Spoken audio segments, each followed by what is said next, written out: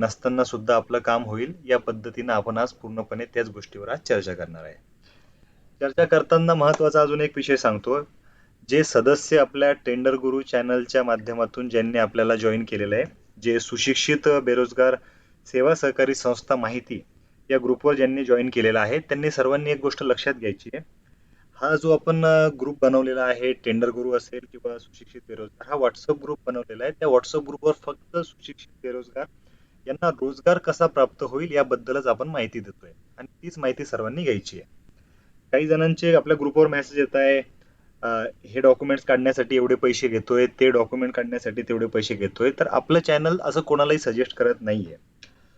आपल्या चॅनलचं मुख्य उद्दिष्ट आहे की आपल्या चॅनलच्या माध्यमातून आपल्याला कमीत कमी पैशामध्ये किंवा फ्रीमध्ये सर्व डॉक्युमेंट्स कसे निघतील आणि आपल्याला जास्त खर्चापासून कसं वाचायचं आपण या चॅनलच्या माध्यमातून सर्वांना शिकवतोय.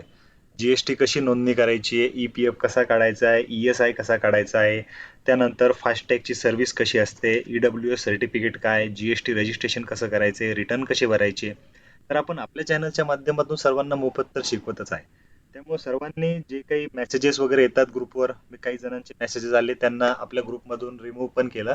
तर अशा गोष्टीवर तुम्ही लक्ष न देता प्रॉपर ज्या गोष्टी आहेत त्या गोष्टीकडे लक्ष द्यायचं.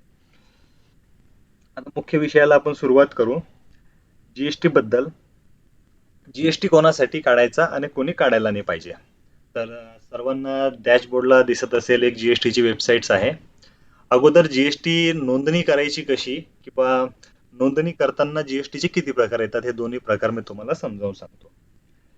जीएसटी काढताना एक गोष्ट लक्षात घ्यायची आहे, ज्यांचा टर्नओव्हर 20 लाख रुपयाच्या वरती आहे, ज्यांचा टर्नओव्हर 25 लाख, 30 लाख, 35 लाख असा होण्याचे ज्यांचे चान्सेस आहे किंवा त्यापेक्षा जास्त त्यांचा टर्नओव्हर होतो किंवा ज्यांनी असं ठरवलेलं आहे की मला 20 लाख रुपये आजचा टर्नओव्हरचं पुढच्या वर्षाचं माझं टार्गेट आहे, तर त्याच व्यक्तींनी शक्यतो जीएसटी रजिस्ट्रेशन करायला पाहिजे. आणि मुख्य बाब दुसरी सांगायची म्हणली तर जीएसटी शिवाय ई टेंडरिंगला कामं मिळतात की नाही. तर जीएसटी शिवाय टेंडरला कामं मिळतात असला तरी चालेल, नसला तरी चालेल, पण प्रत्येक कामाला एक लिमिटेशन ठरलेली आहे. तर ती लिमिटेशन कशी, ज्यावेळेस तुम्ही एखाद्या 10 लाख रुपयाच्या वरती जे टेंडर असेल त्याला जर अप्लाय करत असाल तर तिथं जीएसटी कंपल्सरी असतो. कारण 20 लाखाची लिमिट असल्यामुळे जीएसटी तिथं ऑलरेडी तुम्हाला ऍप्लिकेबल होतो. आणि ज्या ठिकाणी 1 लाख असतील, 2 लाख असतील, 3 लाख असतील, 4 लाख असतील, 8 लाख, 9 लाखच्या आसपास जे टेंडर असतील त्याला जीएसटी तुम्हाला नसला तरी चालेल. पण तुम्हाला अजून एक प्रश्न पडला असेल की जीएसटी तर आहे पण आम्ही काही जर टेंडर वाचतो तर त्याच्यामध्ये असं दिसतं जीएसटी सर्टिफिकेट डॉक्युमेंट सोबत जोडा. तर मग अशा वेळेस काय करायचं, जीएसटी तर नाहीये, मग आपण बिल कसं करायचं किंवा टेंडरला बीड कसं करायचंय. तर त्यावेळेस अशी एक गोष्ट लक्षात घ्यायची आहे, ज्यावेळेस तुमचा टर्नओव्हर 20 लाख रुपयापर्यंत झालेलाच नाहीये त्याचा अर्थ असा होतो की तुम्ही जीएसटी ला ऍप्लिकेबल होत नाही. मग अशा वेळेस आपण आपले जे काही सीए, जे चार्टर्ड अकाउंटंट्स आहेत त्यांच्या लेटर हेडवर असं टाईप करायचंय तुम्हाला की तुमची जी काही फर्म आहे, तुम्ही ज्या फर्मचे प्रोप्रायटर आहे, तर त्या फर्मचे प्रोप्रायटर त्यामध्ये तुमचा पॅन कार्ड नंबर मेन्शन करायचा आणि त्यावर तुम्ही सरळ लिहायचे की माझा आमच्या कंपनीचा टर्नओव्हर 18 लाख रुपयाच्या वर आतापर्यंत झालेला नाही किंवा त्यापेक्षा कमी आहे, त्यामुळे आम्हाला जीएसटी लागू नाही. त्याला जर मराठीत म्हणायचं सोप्या भाषेमध्ये तर जीएसटी लागू नसल्याचे प्रमाणपत्र हे त्यांच्याकडनं बनवून घ्यायचं, जेणेकरून जिथे जीएसटी सर्टिफिकेट कंपल्सरी ज्यांनी मागितलेलं आहे तर ते सर्टिफिकेट न देता सुद्धा तुमचं काम होईल. सर्वांच्या लक्षात येतो विषय.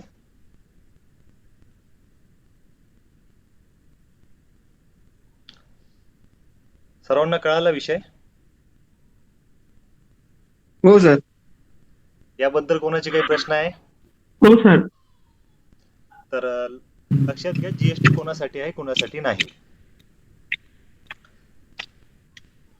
त्यानंतरचा दुसरा विषय आहे, ज्यावेळेस आपण जीएसटीची नोंदणी करतो त्यावेळेस जीएसटीची नोंदणी करताना आपल्याला दोन प्रकारचे जीएसटी दिसतात. एक असतो रेग्युलर जीएसटी आणि एक असतो कंपोजिशन जीएसटी. तर कंपोजिशन कोणासाठी आणि रेग्युलर कोणासाठी हे पण आपण समजायला पाहिजे, कारण कंपोजिशन मध्ये सुद्धा टर्नओव्हरचा खूप मोठा बेनिफिट तुम्हाला घेता येतो. आता जीएसटी नोंदणी करताना अगोदर बऱ्याच जणांच्या अशा कंप्लेंट्स आल्या की जीएसटी नोंदणी केला पण आतापर्यंत त्यांनी जीएसटीआर 3B भरला नाही, त्यामुळे त्यांना आता भरली मोठी पेनल्टी लागते. तर मग जीएसटी बंद करायला पाहिजे की पेनल्टी भरायला पाहिजे किंवा अजून काही त्यावर सोल्युशन आहे का? तर यापैकी आपल्याकडे प्रत्येक गोष्टीचं त्यामध्ये सोल्युशन आहे. ज्यांना पेनल्टी वगैरे लागते तर त्यांनी आता काय करायला पाहिजे किंवा ज्यांचा जीएसटी बंद आहे तर तो चालू करण्यासाठी त्यांनी काय करायला पाहिजे. तर या प्रत्येक गोष्टीचं तुम्हाला एक एक आपण टॉपिकवर त्यावर चर्चा करू. त्या अगोदर तुमच्यापैकी जीएसटी बद्दल कोणाला वैयक्तिक अजून काही अडचण आहे की ज्यांनी जीएसटी काढला पण त्यांना काही अडचण येत आहे असं कोणी आहे आपल्यामध्ये?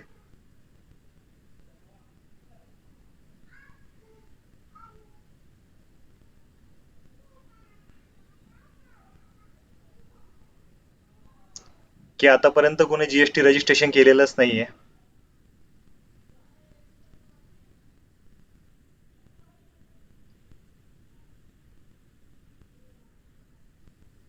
सर अजून जीएसटी रजिस्ट्रेशन नाही झालंय आमचं. तर एक महत्वाचा विषय सांगतो, ज्यांचं आतापर्यंत जीएसटी रजिस्ट्रेशन झालेलं नाहीये किंवा जे आता जीएसटी रजिस्ट्रेशन करू इच्छिता आणि टेंडरिंग मध्ये आत्ता त्यांना व्यवसायाला सुरुवात करायची आहे, त्यांना मी एक सोपं गोष्ट सांगतो. तुम्ही जीएसटी रजिस्ट्रेशन करू नका. तुमचा टर्नओव्हर जर 20 लाख रुपयाच्या आत असेल तर तुम्ही जीएसटी नोंदणी करू नका. माझं सर्वांना सजेशन आहे, जीएसटी रजिस्ट्रेशन करण्याची तुम्हाला गरजच नाहीये. ज्यावेळेस तुमचा टर्नओव्हर 20 लाख पर्यंत अजून टच झालेला नसेल तर जीएसटी नाहीही केलं तरी चालेल. टेंडरमध्ये तसे सुद्धा तुम्हाला ऑपॉर्च्युनिटी आहे.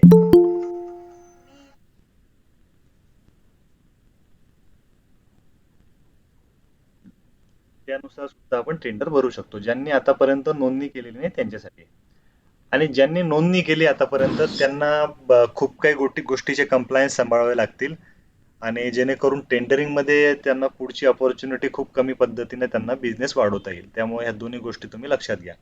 ज्यांनी आतापर्यंत नोंदणी केलेली नाहीये तर त्यांनी आतापर्यंत जी नोंदणी केली नाही तर त्या गोष्टीला आतापर्यंत थांबायचं आहे आणि काही वेट करायचं आहे. त्या वेट केल्यानंतर तुम्हाला पूर्णपणे त्या जीएसटीचा कसा बेनिफिट घेता येईल मी याची तुम्हाला पूर्णपणे माहिती सांगतो. ज्यांनी नोंदणी केलेली नाही त्यांनी काय लक्षात घ्यायचंय, त्यांनी त्यांचा प्रायव्हेट सेल वाढवून आपल्या इन्कम टॅक्स मध्ये कमीत कमी 18 लाख 17 लाखापर्यंत आतापर्यंतच तुम्ही पूर्णपणे ऍव्हरेज बनवायचंय. कारण टेंडरिंग मध्ये एक गोष्ट लक्षात घ्यायची, ज्यावेळेस आपण एखादं शासनाचं टेंडर भरायला जातो तर टेंडर भरताना जीएसटी पर्यंत ठीक आहे, पण काही टेंडरला टर्नओव्हरची अट असते. जर तुम्ही 15-20 लाख रुपयाचा टर्नओव्हर आजच्या कंडिशनला जर करू शकत नाही तर जीएसटी नोंदणी केल्यानंतर तुमच्या अजून गोष्टी वाढत जातील आणि जीएसटी ला जो टर्नओव्हर ज्यावेळेस तुम्ही दाखवायला जाणार त्यावेळेस तो तुमचा टर्नओव्हर कमी असेल तर मग त्याचा सर आवाज क्लिअर येत नाही. हा आता आता येतो. हॅलो हा आता येतोय आवाज. सर आवाज क्लिअर येत नाही. सर आवाज ब्रेक होते आवाज. हा आता येतोय आवाज सर्वांना. हो सर हो येतोय. हा येतोय. हो येतोय. तर टेंडरिंग मध्ये ही गोष्ट सगळ्यांनी लक्षात घ्यायची आहे. आता ज्यांनी ज्यांनी रजिस्ट्रेशन केलेलं नाहीये त्यांनी लक्षात घ्या, तुम्ही कुठल्याही प्रकारचा जीएसटी यानंतर काढायचा नाहीये. जर तुमचा टर्नओव्हर 20 लाख रुपयाच्या वर असेल तर तुम्हाला तसाही तो काढावाच लागेल. पण जर 20 लाखाच्या आत असेल आणि आता तुमचं कुठंतरी स्टार्टअप असेल तर त्यांना मी पूर्णपणे सजेशन सांगतो, तुम्ही जीएसटी नोंदणी करायची नाहीये. सर्वांना लक्षात येतोय विषय? हो सर. आता हो सर. येतोय सर. याबद्दल हो सर. याबद्दल कुणाला काही अडचण आहे की असं का किंवा काही अजून काही प्रश्न असतील तर विचारा, म्हणजे ती गोष्ट तुम्हाला मी पूर्णपणे डीप मध्ये समजावून सांगू शकतो.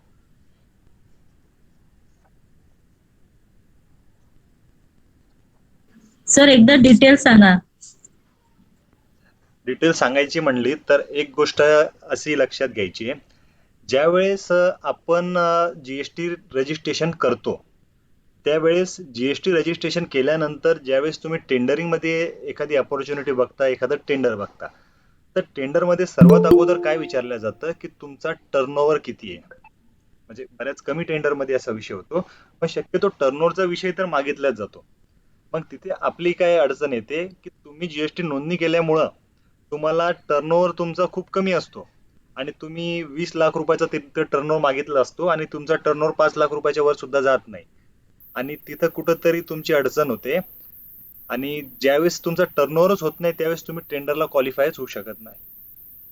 आणि जीएसटी नसल्याचा फायदा असा आहे, ज्यावेळेस एखाद्या टेंडरला 20 कोटी किंवा 20 लाख किंवा 10 लाख 15 लाख असा काही पद्धतीनं जर टर्नओव्हर मागितला जातो 3 वर्षाचा, त्यावेळेस तुमच्याकडे जीएसटी नसल्यामुळे तुम्ही पर इयर टर्नओव्हर दाखवू शकता. जीएसटी न भरता तुम्ही प्रायव्हेट सेल करून सुद्धा तो टर्नओव्हर दाखवू शकता. त्यामुळे हा एक फायदा आहे जीएसटी नसल्याचा, आणि जीएसटी असल्याचा फायदा मी तुम्हाला दोन्ही गोष्टी सांगितल्या. जीएसटी मला तरी वाटतं जी व्यक्ती आता व्यवसायामध्ये स्टार्टअप करते त्यांनी हा गोष्ट विसरून जा. जीएसटी तुमचा सध्या आता तरी कामाचा विषय नाहीये. जीएसटी कोणाच्या कामाचं की ज्यांना असं कन्फर्म माहितीये की माझा टर्नओव्हर मी आतापर्यंतचा सेल शुअरली 18 लाख रुपयाच्या वर करू शकतो, त्यांनीच जीएसटीची नोंदणी करायची. बाकी ज्यांना तुम्हाला कोणाला गरजच नाहीये जीएसटी नोंदणी करायची. ज्यांनी नोंदणी केली त्यांना काय करायचं, तर त्यांना पण एक सजेशन देतो, तुम्ही नोंदणी केली तर तुमचा सेल कसा वाढेल, म्हणजे जीएसटीच्या चलन सोबत तुमचा जेवढा जास्त सेल वाढेल त्यावेळेसच तुम्हाला जीएसटीचा फायदा घेता येईल. नुसतं सर्टिफिकेट कोणीतरी सांगितलं म्हणून नोंदणी केली आणि कुठंतरी टेंडरला भरायचं आणि काहीतरी मिळवायचं, तर असं आत्ता तरी होत नाही. ही गोष्ट सर्वांनी लक्षात घ्या. कारण आत्ता जर तुम्ही नवीन जर रूल बघितला, ज्यांच्याकडे तुमचा जर इन्कम टॅक्सचा लॉग इन आयडी पासवर्ड जर कुणाकडे असेल, तर त्यांनी आपलं सेशन झाल्यानंतर तुम्ही तुमच्या जे काही इन्कम टॅक्सची प्रोफाईल आहे, तुम्हाला वाटलं तर वेबसाईट मी दाखवतो, त्या वेबसाईटला जायचं ज्यांनी नोंदणी केलेली आहे. तर तुम्ही जर इन्कम टॅक्सला तुमची जर लॉग इन केलं, तुमच्या वेबसाईट वरून लॉग इन केलं, तुमचा युजर आयडी पासवर्ड टाकायचा, तिथून लॉग इन जर केलं, तर तुम्ही आतापर्यंत किती टॅक्स भरला, किती डिटेल्स आल्या, त्या पूर्णपणे डिटेल्स त्या वेबसाईटला शो होतात. म्हणजे ही गोष्ट कुठंतरी एकत्रित लिंक आहे, ही गोष्ट लक्षात घ्यायची. म्हणजे काहीही टर्नओव्हर दाखवायचा इन्कम टॅक्सला वेगळा आणि जीएसटीला टर्नओव्हर दाखवायचा वेगळा, तर असं चालत नाही. तुम्हाला लगेच इन्कम टॅक्सची नोटीस इश्यू होते. म्हणजे ज्या व्यक्तीचा टर्नओव्हर 10 लाख झालाच नाही, त्यांनी जीएसटीला इन्कम टॅक्सला फाईल केला की माझा 10 लाख टर्नओव्हर झाला, पण त्याच्याकडे जीएसटीचं सर्टिफिकेट असल्यामुळे ते जीएसटीच्या वेबसाईटला लिंक होईल आणि तुम्ही फक्त बाय डिफॉल्ट टाकलेला 10 लाखाचा टर्नओव्हर, त्यावर तुम्हाला 1,80,000 रुपये जीएसटी भरावं लागेल. त्यामुळे जीएसटी काढताना जीएसटीच्या काय काय गोष्टी आपल्याला अडचणीत आणू शकतात याची पूर्णपणे माहिती तुम्ही अगोदर घ्यायला पाहिजे.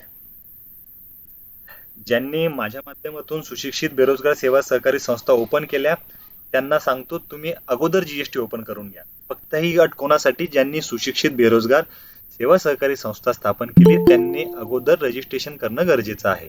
कारण त्यांच्यासाठी वेगळा क्रायटेरिया आहे आणि प्रोप्रायटरशिप फर्मसाठी वेगळा क्रायटेरिया आहे.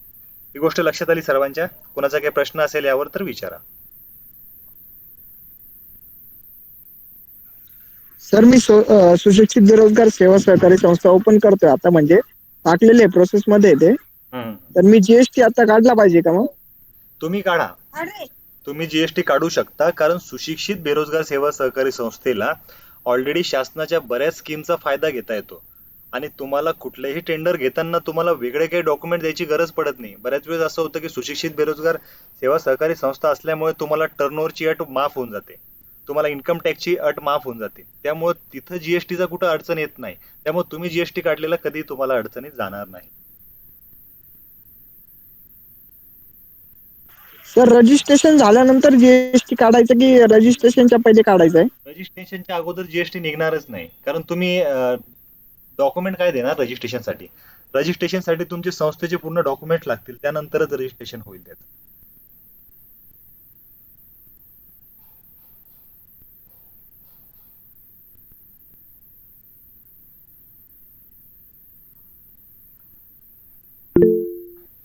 ज्यांना सुशिक्षित बेरोजगार संस्थेच्या मार्फत जीएसटी वगैरे काढायचं आहे त्यांनी या वेबसाईटला जायचं. या वेबसाईटमध्ये पूर्णपणे फ्री रजिस्ट्रेशन आहे. एक 7 दिवसामध्ये तुम्हाला सर्टिफिकेट सुद्धा इश्यू होतं, प्रॉपर डॉक्युमेंट जर दिले तर. यामध्ये तुम्ही रजिस्ट्रेशन करून पूर्णपणे प्रोसिजर इथून करू शकता. हे पूर्णपणे सोपं रजिस्ट्रेशन आहे, काही जास्त डॉक्युमेंट्स त्याला लागत नाही, तर इथून सुद्धा नोंदणी करू शकता. तर हे कुणासाठी आहे? ज्यांनी सुशिक्षित बेरोजगार सेवा सहकारी संस्था ज्यांची आहे, त्यानंतर ज्यांची प्रायव्हेट लिमिटेड कंपनी आहे, त्यानंतर ज्यांची LLP कंपनी आहे, 1 पर्सन कंपनी आहे, हे त्यांच्यासाठी आहे. ज्यांची प्रोप्रायटरशिप आहे, पार्टनरशिप आहे, त्यांनी जर नवीन स्टार्टअप जर करत असाल तर तुम्ही जीएसटी सर्टिफिकेट काढू नका. तुम्हाला नंतर बऱ्याच अडचणींचा त्यानंतर सामना करावा लागेल. आणि जे गव्हर्नमेंटचे जे तुम्हाला 18 लाख रुपयाचं तुम्हाला जे एक्झम्पशन मिळतंय सेल्सचं, की 18 लाख रुपये सेल केल्यानंतरही तुम्हाला जीएसटी भरायची गरज नाहीये, तर ते सेल तुम्ही तो जो बेनिफिट आहे तो बेनिफिट तुम्ही गमावून बसता. त्यामुळे लक्षात घ्या, जीएसटी बद्दल हा विषय अति महत्वाचा आहे.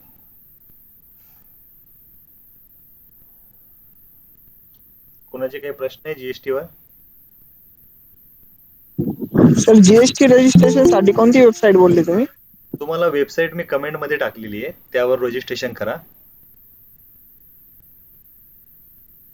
Okay sir. तर जीएसटी त्यांच्यासाठी आहे.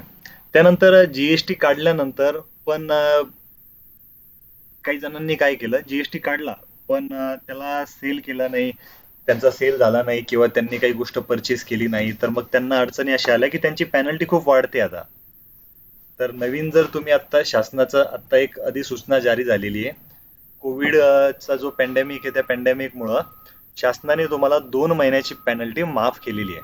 मागच्या वर्षी पण ही पेनल्टी माफ झाली होती. त्यामुळे तुम्ही खात्री करून घ्या की आपला जीएसटी नंबरची पेनल्टी माफ झालेली आहे की नाही, तर आत्ताच तुम्ही त्याची नोंदणी करून घ्यायची आहे. अगोदर ज्यांच्याकडे जीएसटी होता, वॅट होता, व्हॅल्यू ॲडेड टॅक्स आणि सर्व्हिस टॅक्स होता, त्यांनी ऑटोमॅटिक त्यांना जीएसटी सर्टिफिकेट शासनाने इश्यू झालं असेल. जर अशी कोणाची काही अडचण असेल तर त्यांना एक सोपं सांगतो, तुम्हाला वेबसाईट दिसते डेस्कटॉपला, तुम्हाला एक वेबसाईट दाखवतो, त्या वेबसाईटला जायचं. त्या वेबसाईटवर तुमचा पूर्णपणे पॅन कार्ड नंबर टाकायचा. तो पॅन कार्ड नंबर टाकल्यानंतर तुम्ही सर्च बटनला क्लिक करायचं. तुम्हाला दिसतंय search tax pair, search by pan. इथं गेल्यानंतर तुम्ही तुमचा पॅन कार्ड नंबर टाकायचा आणि खात्री करायची की आपला जीएसटी नंबर ओके आहे की नाही, आणि पुन्हा आपल्याला किती महिन्याची पेनल्टी लागते, तर या पद्धतीची पूर्णपणे माहिती तुम्ही या वेबसाईटला जर गेलेत आणि इथं जर तुम्ही तुमचा पॅन कार्ड नंबर जर टाकला, तर तुम्हाला पूर्णपणे माहिती तुमच्या जीएसटी बद्दल, तुमच्या पर्सनल जीएसटी बद्दल तुम्हाला पूर्णपणे माहिती इथे मिळून जाईल. तुम्हाला कोणाला तिथं विचारायची गरज नाही. तर हा विषय झाला जीएसटी बद्दल. जीएसटी बद्दल कोणाला काही अडचण नाही, जेणेकरून मला दुसरा विषय क्लिअर करायचा आहे, ज्याच्यामध्ये आपण जीएसटीचा मेन रोल व्यवसायामध्ये काय असतो, तर त्याच्याबद्दल मला तुम्हाला माहिती सांगायची.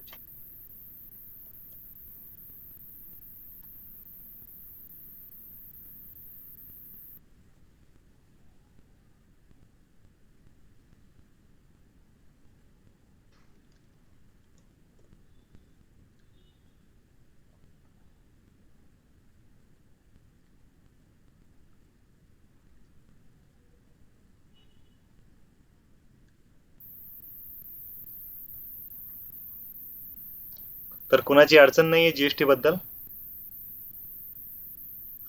No sir. कुठल्या वेबसाईटला बघायचंय? मी ऑलरेडी तुम्हाला वेबसाईट दिली, त्या वेबसाईटला तुम्ही बघायचंय.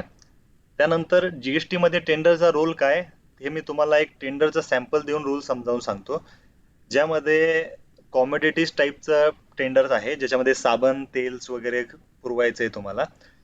तुम्ही कोणी इच्छुक असाल डीलर वगैरे बनायचं या गोष्टीचं, तर तुम्ही बनवून सुद्धा इथून सुद्धा व्यवसायाला तुम्हाला चांगली ऑपॉर्च्युनिटी मिळते. तसं एक टेंडर तुम्हाला शो करतो, ते टेंडर आवश्यक बघा, जेणेकरून तुमचा जीएसटी बद्दलचे बरेच काही प्रॉब्लेम्स, बरेच काही तुम्हाला काही गोष्टी समजल्या नसतील, तर त्या बऱ्याच गोष्टी तुमच्या तिथून तुम्हाला टेंडरच्या माध्यमातून इथून समजावून सांगतो.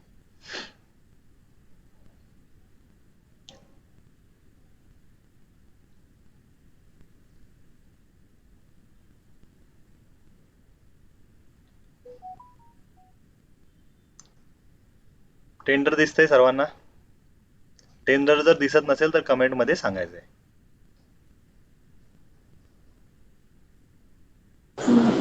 दिसत नाही सर.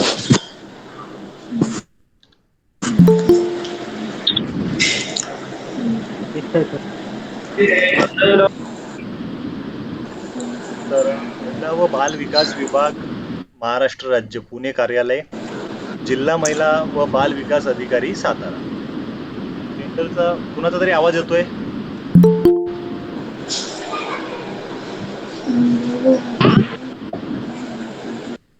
तर हे टेंडर आहे. शक्यतो या टेंडरकडे महिला वर्गांनी बघायचंय, की ज्यांना खूप काही जणांचे, महिलांचे मेसेज येत आहे की नेमका व्यवसाय काय करायला पाहिजे. तर महिलांना बऱ्याच व्यवसायाबद्दल उत्सुकता असते, पण प्रॉपर गायडन्स, सजेशन नसल्यामुळे त्यांना त्या गोष्टीकडे वळता येत नाही. तर हे शक्यतो महिला बचत गट या व्यवसायात पण तुम्ही पार्टिसिपेट करू शकता. तसा तर व्यवसाय सर्वांसाठीच आहे, पण महिलांना विशेष करून सजेस्ट करतो, कारण त्यांच्या रिलेटेड या व्यवसायामध्ये बऱ्याच अपॉर्च्युनिटी आहे. तर त्याचं तुम्हाला एक एक गोष्ट मी तुम्हाला तिथं समजावून सांगतो. सर्वांनी टेंडर वाचलं, त्याचं टेंडरचं टायटल वगैरे वाचला?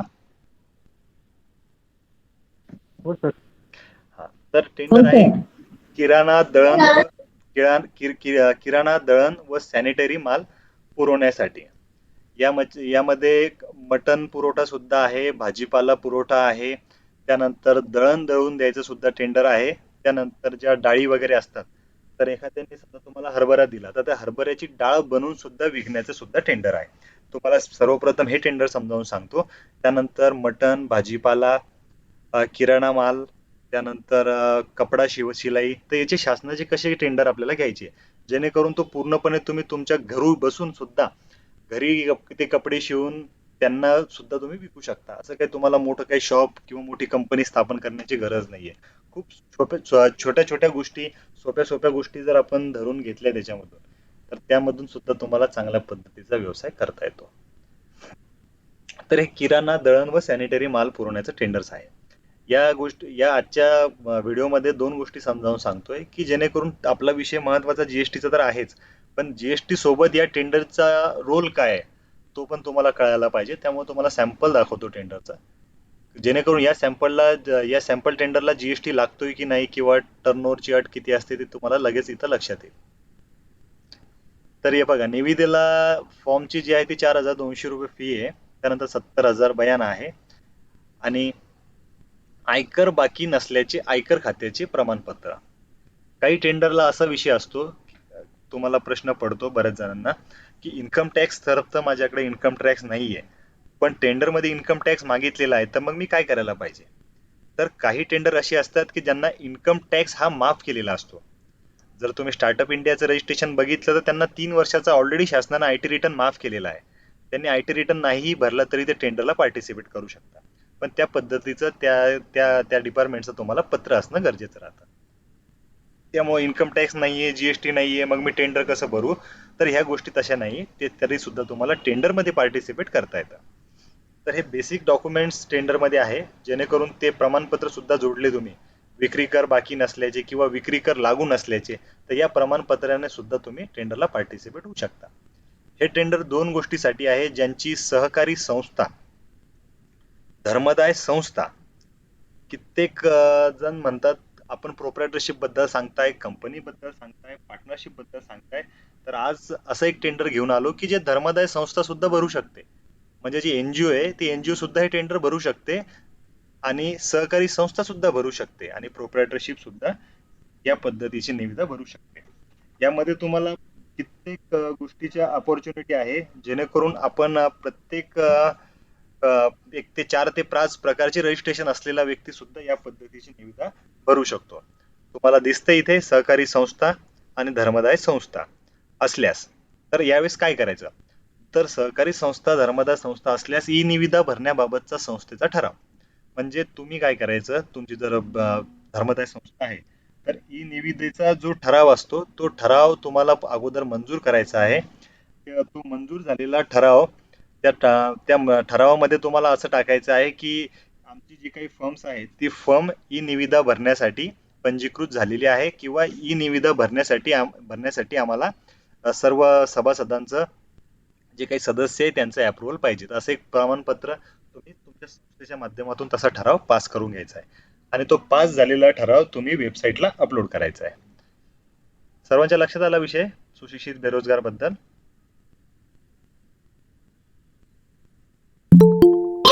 हो सर. तर तुम्ही त्या बेरोजगारांच्या संस्थेमधून सुद्धा भरू शकता. त्यानंतर मागील 3 वर्षांचे लगतचे ऑडिट रिपोर्ट व बॅलन्स शीट, तुमचे जी काही बॅलन्स शीट्स आहेत, ऑडिट रिपोर्ट आहेत, ते तुम्हाला अपलोड करावे लागतील. व्यवसाय कर बाकी नसल्याचे प्रमाणपत्र, याला म्हणतात पीटीईसी क्लिअरन्स. ऑलरेडी व्यवसाय करवर अजून आतापर्यंत आपण व्हिडिओ बनवला नाही, पण व्यवसाय कर हे सर्टिफिकेट खूप कमी जणांना माहिती असेल. व्यवसाय कर काय असते तर, पण प्रत्येक व्यावसायिकांनी हे सर्टिफिकेट काढायलाच पाहिजे. जर तुम्ही टेंडरिंगच्या माध्यमातून व्यवसाय करताय तर तुम्ही व्यवसाय कर काढायलाच पाहिजे. व्यवसाय कर्ज काढलं तर तुम्हाला टेंडरिंग मध्ये खूप काही मोठे बेनिफिट घेता येतील.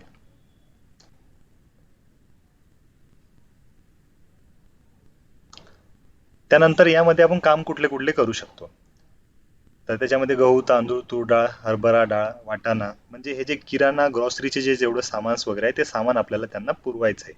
त्यासाठी दिलेले डॉक्युमेंट्स वगैरे आपण ते डॉक्युमेंट्स आता बघितलेले. ते डॉक्युमेंट्स असल्याशिवाय आपल्याला निविदा भरता येणार नाही. ही निविदा मुख्य म्हणजे सुशिक्षित बेरोजगार आणि सेवाभावी संस्थांसाठी आहे. तर ते त्यांनी किती गोष्टीची आपल्याकडे, म्हणजे फक्त संस्थेचे डॉक्युमेंट्स आहे आणि टेंडर भरायचं आहे, निविदा घ्यायची, तर तसं पॉसिबल नाही. त्यासाठी आपल्याला अगोदर त्यांचे जे ठराव आहे ते ठराव अगोदर मंजूर करावे लागते. ज्या सहकारी संस्थांचा एखादा पुरवठादार असेल किंवा त्याचा अध्यक्ष वगैरे असेल, तर तोच त्या निविदेला जे काही राईट्स असतील, बोलण्याचे राईट्स असतील, त्या निविदेबद्दल एखादा अधिकार वगैरे राईट्स असतील, तर ते राईट्स फक्त त्यांनाच राहतील. जे संस्थेंनी मंजूर केलेले व्यक्ती त्यांनाच त्या पद्धतीचे राईट्स राहतील. तर ह्या गोष्टी पूर्णपणे टेंडरमध्ये, या टेंडरची पीडीएफ तशी मी सर्वांना त्यात टाकतोय, तुम्ही पूर्णपणे डिटेलमध्ये बघू शकता, जेणेकरून आपण एक एक गोष्टी समोर घेत जाऊ. टेलिग्रामला टाका सर. हो हो. त्यानंतर निविदा घेण्याच्या वेळेस आपल्याला महत्वाचं एक सर्टिफिकेट लागतं. तर हे सर्टिफिकेट कधी लागतं आणि केव्हा काढायचं, तर ज्यावेळेस आपण एखादी निविदा भरतो तर त्यावेळेस बऱ्याच ठिकाणी मागितलं जातं सॉल्व्हन्सी सर्टिफिकेट. हे असं कंपल्सरी तर मी सर्वांना सांगत नाही, हे जर मागितलं तरचे विषय आहे, त्यामुळे लक्षात घ्या. जर तुम्हाला मागितलं तर हे सर्टिफिकेट असते सॉल्व्हन्सी सर्टिफिकेट. काही जणांचं कन्फ्युजन होतं की बँक गॅरंटी आणि बँक सॉल्व्हन्सी म्हणजे काय. तर बँक गॅरंटी हा वेगळा विषय आहे आणि बँक सॉल्व्हन्सी हा वेगळा विषय आहे. तर ती बँक सॉल्व्हन्सी आपल्याला कशी काढायची आणि बँक गॅरंटी कशी काढायची ऑलरेडी आपण एखाद्या जुन्या व्हिडिओमध्ये सर्व सांगितलेलं आहे. त्यासाठी किती खर्च वगैरे येतो ती सर्व माहिती तुम्हाला जुन्या व्हिडिओमध्ये त्यामध्ये तुम्हाला बघायला मिळेल. त्यानंतर इन्कम टॅक्स क्लिअरन्स आणि जीएसटी क्लिअरन्सचे सर्टिफिकेट लागतात. या टेंडरमध्ये सांगायचं म्हणलं तर तुम्हाला माहित असेल, गहू, तांदूळ, तूर डाळ, हरभरा डाळ, वाटाणा, हरभरा वगैरे जे आहे, ज्या कॉमोडिटीज आहे, तर या बऱ्याच कॉमोडिटीजला जीएसटी माफ आहे. कारण किराणा मालामध्ये कित्येक आयटम असे असतात की ज्याला जीएसटी भरावा लागत नाही. तर मग ज्यांना जीएसटी नाहीये ते ऑलरेडी तसेही टेंडर भरू शकतात, कारण त्यांना जीएसटी तर लागू नाहीये. तर त्यांनी 18 लाख रुपये त्यांचा टर्नओव्हर झालेला नाहीये, तर त्यांनी इझिली या टेंडरला तुम्ही भरू शकता, इथून ते टेंडर कॅप्चर करू शकता. तुम्हाला जीएसटी नसताना सुद्धा तुम्ही या पद्धतीच्या मालाची ट्रेडिंग करू शकता, कारण या मालाला शासनाने कुठल्याही प्रकारचा जीएसटी दिलेलाच नाही. ही गोष्ट लक्षात घ्यायची आहे. त्यानंतर नित्योपयोगी वस्तू सामुग्री पुरवठा व सॅनिटरी वस्तू पुरवठा. तर कपडे धुण्याचा साबण असेल, शॅम्पू, आगपेटी, तर ह्या पूर्णपणे ज्या वस्तू आहे ह्या जीएसटी मध्ये येतात. तर या पूर्णपणे वस्तूला तुम्हाला जीएसटी भरणं कंपल्सरी आहे. तर मुळात जीएसटीचा रोल तुमच्या लक्षात आला असेल टेंडरिंगच्या यामध्ये, की एवढं मोठं टेंडर असलं तरी सुद्धा आपल्याला कमी डॉक्युमेंट्स मध्ये आपल्याला ते घेता येतं. फक्त 3 वर्षांच्या काही गोष्टी ज्या की काही टेंडरला ऍप्लिकेबल असतात, काही टेंडरला नसतात. तर ह्या गोष्टी आपल्याला तिथं आवश्यक बघायच्या, जेणेकरून इझिली आपल्याला ते टेंडर कसं मिळेल याची प्लॅनिंग आपल्याला करता येईल. कुणाचे काही प्रश्न आहे टेंडर विषयी?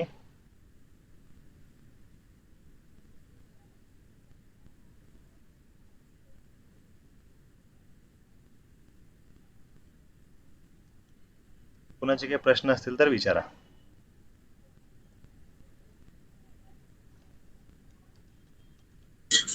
No sir.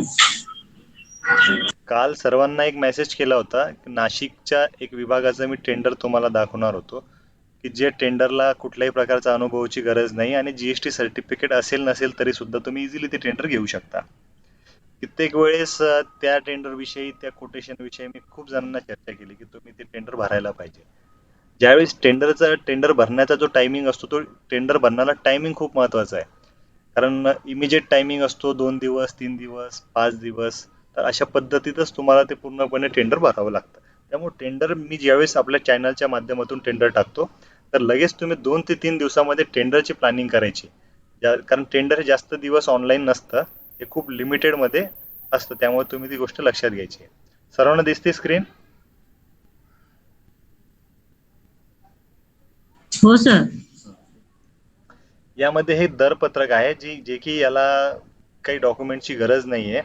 आणि आज सांगण्याचा विषय असा आहे की आज आपण बोललो की टेंडरला जीएसटी नसला तरी टेंडर कसं भरता येतं. तर टेंडर बद्दल मी तुम्हाला जे काही अवेअरनेस करतो त्यामुळे तुम्ही प्रत्येक पॉईंट टू पॉईंट समजावून घ्यायचा. जर भविष्यात खूप मोठं तुम्हाला अपॉर्च्युनिटी जर आली तर तुम्हाला या गोष्टी खूप छोट्या छोट्या गोष्टी तुम्हाला कामात येतील. कुठल्या गोष्टीला काय लागतं तर हे तुम्हाला कोणी सांगणार नाही. तुम्ही आपल्या या गोष्टी शक्यतो नोट डाऊन जर केल्या तर तुम्हाला भविष्यात खूप काही गोष्टी कामात येतील. सर्वांना स्क्रीन दिसते? Yes sir. तर विद्यापीठास आवश्यक लॅमिनेशन पाऊच 5,000 नग खरेदी करायची यांना. त्या पाऊचचं जे साईज आहे ते A3 310 x 450 mm, thickness 125 micron. तर हे 5,000 पुरवायचे यांना. ट्रेडिंगचा जर बिझनेस असेल तर लगेच टेंडर भरता येईल. मूळ विषय जीएसटीचा आहे की काही जण जीएसटी मुळे त्या टेंडरला माघार घेतात. त्यामुळे दरपत्रकाच्या अटी व शर्ती तुम्ही वाचा. तुम्ही तर वाचा, तसं तर मी तुम्हाला सांगतच आहे, पण मी तुम्हाला एक एक गोष्टी डीप मध्ये सांगतो. सर्वांना दिसतंय की स्क्रीन अजून मोठी करू? दिसतंय सर, दिसतंय. तर पहिली अट आहे, एक पुरवठादाराचे फक्त एक दरपत्रक स्वीकारण्यात येईल. एकाच पुरवठेदाराने एकापेक्षा जास्त दरपत्रक सादर नाही करायचे. म्हणजे तुम्ही स्वतः तुमचे टेंडर 3 भरणार आणि त्यामध्ये कुठेतरी तुमचं नाव सेम सेम दिसणार तर तुमचं टेंडर रिजेक्ट केलं जाईल. त्यानंतर दुसरं आहे, दरपत्रकासोबत दुकान नोंदणी दाखला, शॉपॅक रजिस्ट्रेशन सर्टिफिकेट, जीएसटी नोंदणी प्रमाणपत्र व पॅन कार्ड यांच्या स्वयंप्रमाणित छायांकित सादर करणे बंधनकारक आहे. म्हणजे शॉपॅक लायसन म्हणजे शॉपॅक असलं तरी चालेल किंवा उद्यम स्वयं चालेल, तर ह्या गोष्टी तिथं लागतील. त्यानंतर जीएसटी नोंदणी प्रमाणपत्राशिवाय सादर केलेली दरपत्रके अग्राह्य समजण्यात येतील याची नोंद घ्यावी. ज्या पुरवठेदारास जीएसटी लागू नाही त्यांनी फर्मच्या लेटर हेडवर जीएसटी लागू नसल्याबाबत सही व शिक्क्यासह तसे प्रमाणित करून घ्यावे. सर्वांचा प्रश्न क्लिअर झाला? जे की मी अगोदर स्टार्टिंग पासून तुम्हाला जो विषय सांगितला तो विषय तुमचा मला तरी वाटतं आता क्लिअर झाला असेल.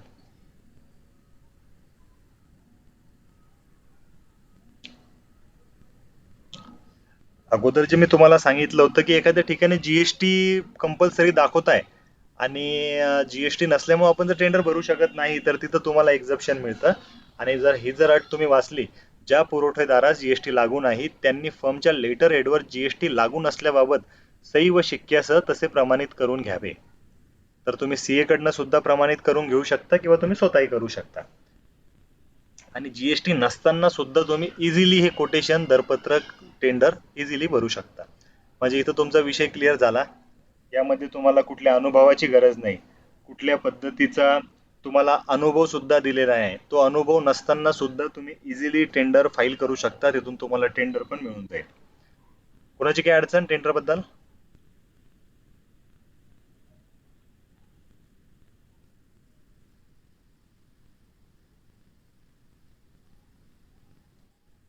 कोणाला काय अडचण आली जीएसटीची?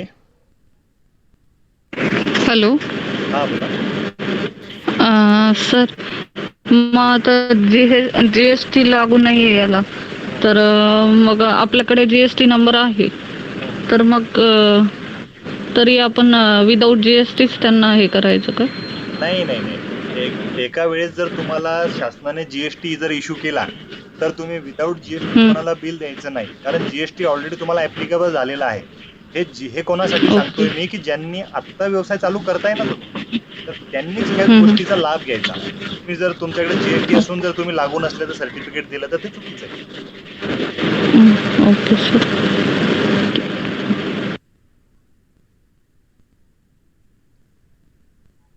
आणि अगोदरची तर निविदा झाली. आता हे काम बघा, तुम्ही आतापर्यंत हाऊसकीपिंगचे गार्डनिंगचे कामं बघितले असतील, पण डॉक्युमेंट एक्सपिरियन्स वगैरे मागितल्यानंतर बरेच जण ते टेंडर भरतच नाही. खूप जण बघितले, पण हाऊसकीपिंगचे कामं करण्याची खूप जणांची इच्छा आहे. कित्येक जण सांगताय की आम्हाला हाऊसकीपिंगचं एखादं तरी काम मिळू द्या, पेस्ट कंट्रोलचं एखादं मिळू द्या, एन्व्हायरमेंटल क्लिअरन्सचं काम मिळू द्या. पण काही जण अनुभवामुळे ते टेंडरकडे जात नाही. पण टेंडरिंग बद्दल जर अवेअरनेसच नाही तर तुम्हाला आयुष्यभरात कधीच टेंडर मिळणार नाही. त्यामुळे टेंडरिंग मधले छोट्या मोठ्या गोष्टीचे बारकावे जर जोपर्यंत तुम्ही शिकत नाही तोपर्यंत तुम्हाला टेंडर मिळणारच नाही. आपण आपल्या चॅनलच्या माध्यमातून तेच शिकवतोय की ज्या कंडिशन मध्ये सध्या तुम्ही आहेत त्या कंडिशन पासूनच कामाला सुरुवात करू शकता. जास्त काही तुम्हाला डॉक्युमेंटच्या जमा करण्याच्या ह्याच्यामध्ये जर तुम्ही गेले तर नुसते डॉक्युमेंटसाठी वेळ लागेल आणि कामही निघून जाईल. तर तसं करायचं नाही. सध्या जी आपली परिस्थिती आहे, सध्या जे आपण ज्या ठिकाणी स्टँड आहे त्याच स्टँड बद्दलच, त्याच गोष्टीबद्दल आपल्याला कसं टेंडर मिळेल हे शक्यतो बघायचं, जेणेकरून तुम्हाला लवकरात लवकर अर्निंग चालू करता येईल. दुसरं टेंडर दाखवतोय, विद्यापीठातील हाऊसकीपिंग व गार्डनिंगचे काम करण्याकरिता आवश्यक आवश्यक दरपत्रके मागवण्याबाबत. तर यामध्ये काय मागितलेलं आहे, फिनाईल 100 ते पण लिटरमध्ये, डांबर गोळी 50, प्रत्येक पाकिट 250 ग्रॅमचं एक पाकिट असं 50 पाहिजे त्यांना. निरमा पावडर, पोचे, वायपर, झाडू, ऍसिड, ओडोनिल, तार घासणी, हँडवॉश, रबरी हँडक्लोज. तर हे पाहिजे त्यांना हाऊसकीपिंगसाठी. आणि गार्डनिंगसाठी साहित्य पाहिजे. तर हे साहित्य तुम्हाला इथं दिसत आहे. हे पूर्णपणे जे काही आपण साफसफाईचे साहित्य असतात, खराटे, खुरपे, फावडे वगैरे जे असतात, मोठी कैची वगैरे, तर हे पूर्णपणे आयटम याच्यामध्ये दिलेले आहे. त्यामध्ये युरिया वगैरे आहे, त्यानंतर जे काही पाईप्स वगैरे सर्व गोष्टी आहेत. तर या टेंडरसाठी सुद्धा तेच आहे. कित्येक जण त्यांचे सकाळपासून मला त्याच गोष्टीवर फोन असतात, अनुभवाशिवाय टेंडर मिळत नाही, अनुभवाशिवाय टेंडर मिळत नाही. तर मी प्रत्येक व्हिडिओ सांगतो असं नाहीये, अनुभव नसला तरी तुम्हाला टेंडर मिळेल, पण तुम्ही त्या डॉक्युमेंट जर तुम्ही प्रॉपर दिले तर मिळेल. तुम्ही जर कुठलेच डॉक्युमेंट बनवलेच नाही, आता नॉर्मल या टेंडरला फक्त शॉपॅक लायसन लागतं. तुम्ही जर नीट जर वाचलं तर याला फक्त शॉपॅक लायसन लागतं, आणि शॉपॅक लायसन वरच तुम्ही इझिली टेंडर घेऊ शकता. आता एक एक अट आपण शिकून घेऊ आणि कसं एक्झॅप्शन मिळायचं, कसं टेंडर मिळवायचं ते पण तुम्हाला सांगतो. एक पुरवठादाराचे फक्त एक दरपत्रक, जे की मी अगोदर सांगितलं तीच अट इथं कायम आहे. 3 नंबरची अट माझ्यासाठी महत्वाची आहे. जीएसटी नोंदणी प्रमाणपत्राशिवाय सादर केलेली दरपत्रके अग्राह्य समजले येतील. ज्यांनी फक्त दरपत्रके भरले पण जर त्यांनी लागू नसल्याचं सर्टिफिकेट जोडलं नाही तर तुमचं दरपत्रक रिजेक्ट होईल. जीएसटी नसला तर हरकत नाही, असला तर बेस्टच आहे, ही गोष्ट लक्षात घ्या. आणि टेंडर पण तुम्हाला कधीच सजेस्ट करतोय, हे टेंडर गेलेलं नाहीये, त्याची तारीख पण बघा. शक्य झाल्यास 18/5 म्हणजे 18/5 ला 4 वाजता टेंडर द्यायचं आणि जास्तीत जास्त 1 तासामध्ये ते टेंडर सुद्धा ओपन होते. किंवा तुम्ही तिथं जाऊ शकता किंवा तुम्हाला फोनवरती कळवण्यात येतील.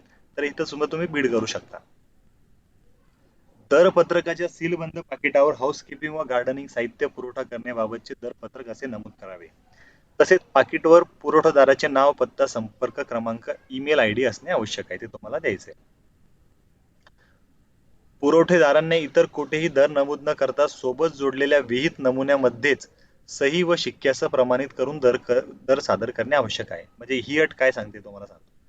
हे जे तुम्हाला रेट्स मागितलेले आहे तर याच नमुन्यामध्ये तुम्हाला रेट द्यायचे. तुम्ही वेगळेच नमुन्यामध्ये जर देणार तर ते ग्राह्य धरल्या जाणार नाही.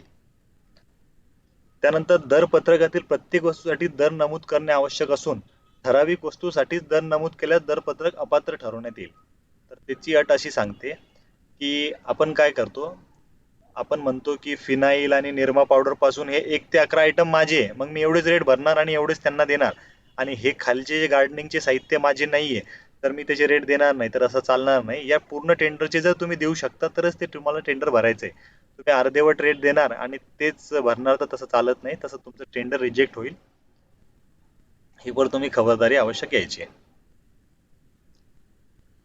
आणि यापुढे ही तर अट सांगतोच, पण हे प्रत्येक टेंडरला तशीच अट असते.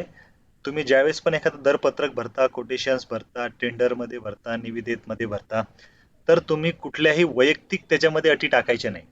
तसं प्रायव्हेट आपण एखाद्या व्यक्तीला एखादी वस्तू विकतो तर आपण त्यात अटी देतो, 15 दिवसानंतरच पेमेंट घेईल, डिलेव्हरी नंतरच पेमेंट घेईल, 50% पेमेंट आता पाहिजे, नंतर बाकीचं नंतर देईन, 75% आता पाहिजे, 15% बॅलन्स ठेवू. तर अशा अटी आपण देतो प्रायव्हेट कोटेशन द्यायच्या वेळेस.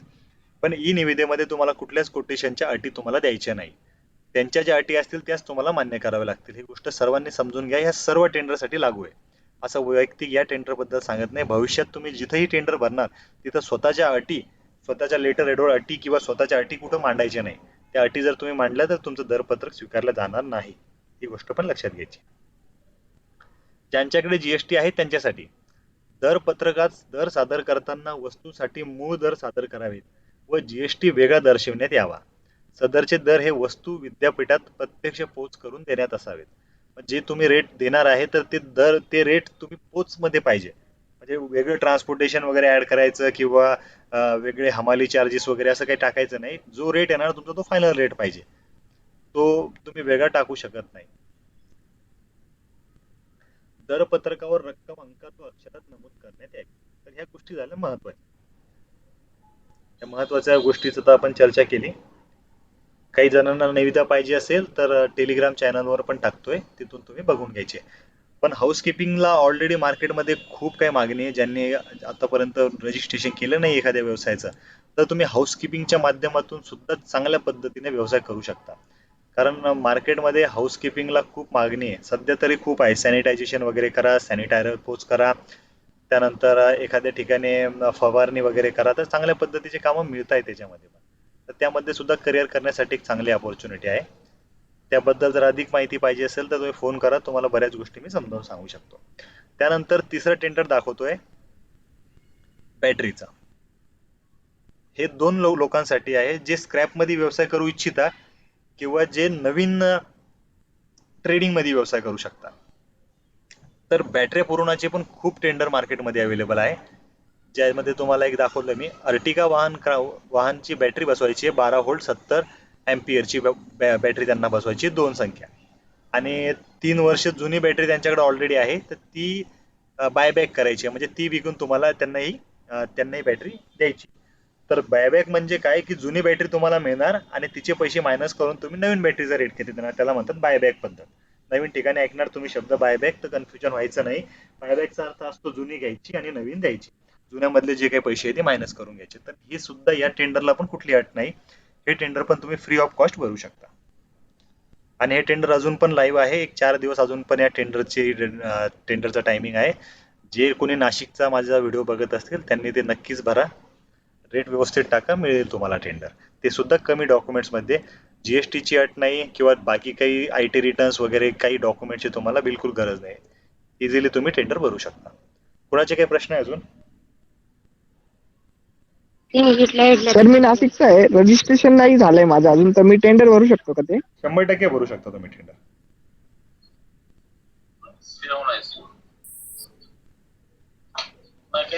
तर ठीक आहे, टेलिग्रामला टाका ना सर ते टेंडर. टेलिग्रामला सर्वांना टेंडर टाकतो. पण सर्वांना जर टेंडर टाकलं आणि सर्वच नाशिककरांनी भरलं तर कॉम्पिटिशन खूप जास्त होईल. ज्याचे डॉक्युमेंट प्रॉपर असतील तेच व्यक्ती टेंडर भरा.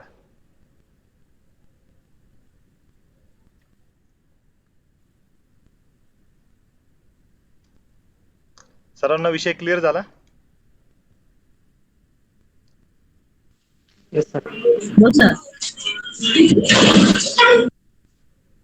अजून शेतकरी वर्गांसाठी अजून एक विषय सांगतो. ज्यांच्याकडे घरी पडलेला असेल ट्रॅक्टर, जेसीबी किंवा जे शेती उपयोगातले ज्या काही तुमच्याकडे व्हेकल्स आहे, तर आपल्याकडे तसे सुद्धा टेंडर्स मिळतात. जेणेकरून तुमच्याकडे जेसीबी असेल किंवा तुमच्या मित्राकडे कोणाची असेल, पण त्याला आता बिचारायला काही काम धंदा मिळत नसेल आणि तो तुमचा चांगला जर मित्र असेल आणि तुम्हाला वाटतं की त्याच्या माध्यमातून आपण त्याला कुठंतरी चांगलं काम द्यायला पाहिजे किंवा तुम्हालाही काही चांगल्या कामाची अपॉर्च्युनिटी आहे, तर शासनाचे बरेच टेंडर असे आपल्याकडे आहे की जेणेकरून जेसीबी ट्रॅक्टर वगैरे तुम्हाला किरायानं पुरवायचे आहे. तिथं पूर्णपणे तुम्हाला हमालीची सुद्धा त्यात चार्जेस टाकायचे आणि त्याचे सुद्धा तुम्हाला टेंडर तिथून मिळू शकतात. तसंच एक टेंडर तुम्हाला दाखवतो. या टेंडरचा आपण शॉर्टकट घेऊ, कारण मूळ विषय आपण जीएसटीचा करतोय. तुमचा या व्हिडिओमध्ये तर मी एक विषय तर क्लिअरच केला की विदाऊट जीएसटी तुम्ही टेंडर भरू शकता. सर्वांना लक्षात येत आहे ना विषय? सर्वजण हो म्हणा, म्हणजे माझ्या लक्षात येईल की सर्वांना लक्षात आला विषय. हो सर. हो सर. त्यामुळं भरू शकतो का? काय म्हणताय? हॅलो हा बोला. सर, विदाउट जीएसटी टेंडर भरू शकतो का सर? 100% भरू शकता. त्यासाठीच आज सर, विषय जेव्हा दिला आपण तुम्हाला. अमरावती बोलले होते सर. नाही, हा विषय कुणाचा आहे? अमरावतीचा जो आपण सेमिनार घेतला होता, त्या सेमिनार मध्ये आपण हे सांगितलं होतं की त्या सेमिनारची व्हॅल्यू, त्या टेंडरची व्हॅल्युएशन आपण त्या सेमिनार मध्ये वेगळी काढली होती. आता जर तुम्ही अच्छा. आता जर तुम्हाला जे मी टेंडर दाखवलं ते जर तुम्ही व्यवस्थित वाचलं तर तुमच्या लक्षात येईल की टेंडर 1 लाख 1.5 लाखच्या आसपास टेंडर आहे. आलं लक्षात सर्वांच्या? अच्छा. जर हो तुम्ही सर. माझ्या समोर 10-20 लाखाचं टेंडर आणणार आणि मला म्हणणार मला जीएसटीचं माफ करून द्या, तर शक्य आहे का? ज्यावेळी 10-15-20 लाखाचं टेंडर येईल तर त्याला ऑलरेडी त्याला जीएसटी तर ऍप्लिकेबलच होईल ना 20 लाखाच्या टेंडरला. हो सर.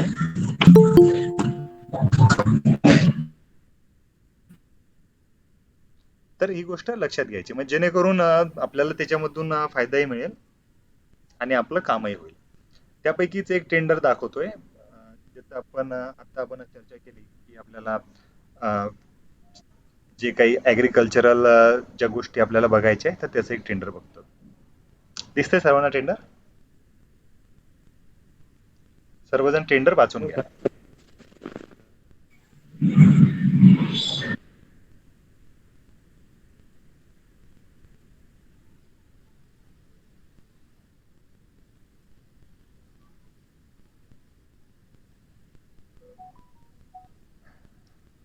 लातूर शहर महानगरपालिकेमध्ये पावसाळापूर्व नाले साफसफाई व दैनंदिन कामासाठी भाडे तत्वावर वाहन चालकाचे वेतन, वाहन दुरुस्ती व इंधन खर्च इत्यादीसह जेसीबी प्रति तास पुरवठा करण्याबाबत.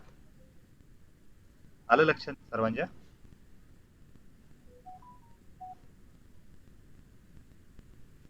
हो सर, आलं. तर अशा पद्धतीचं सुद्धा टेंडर असतं.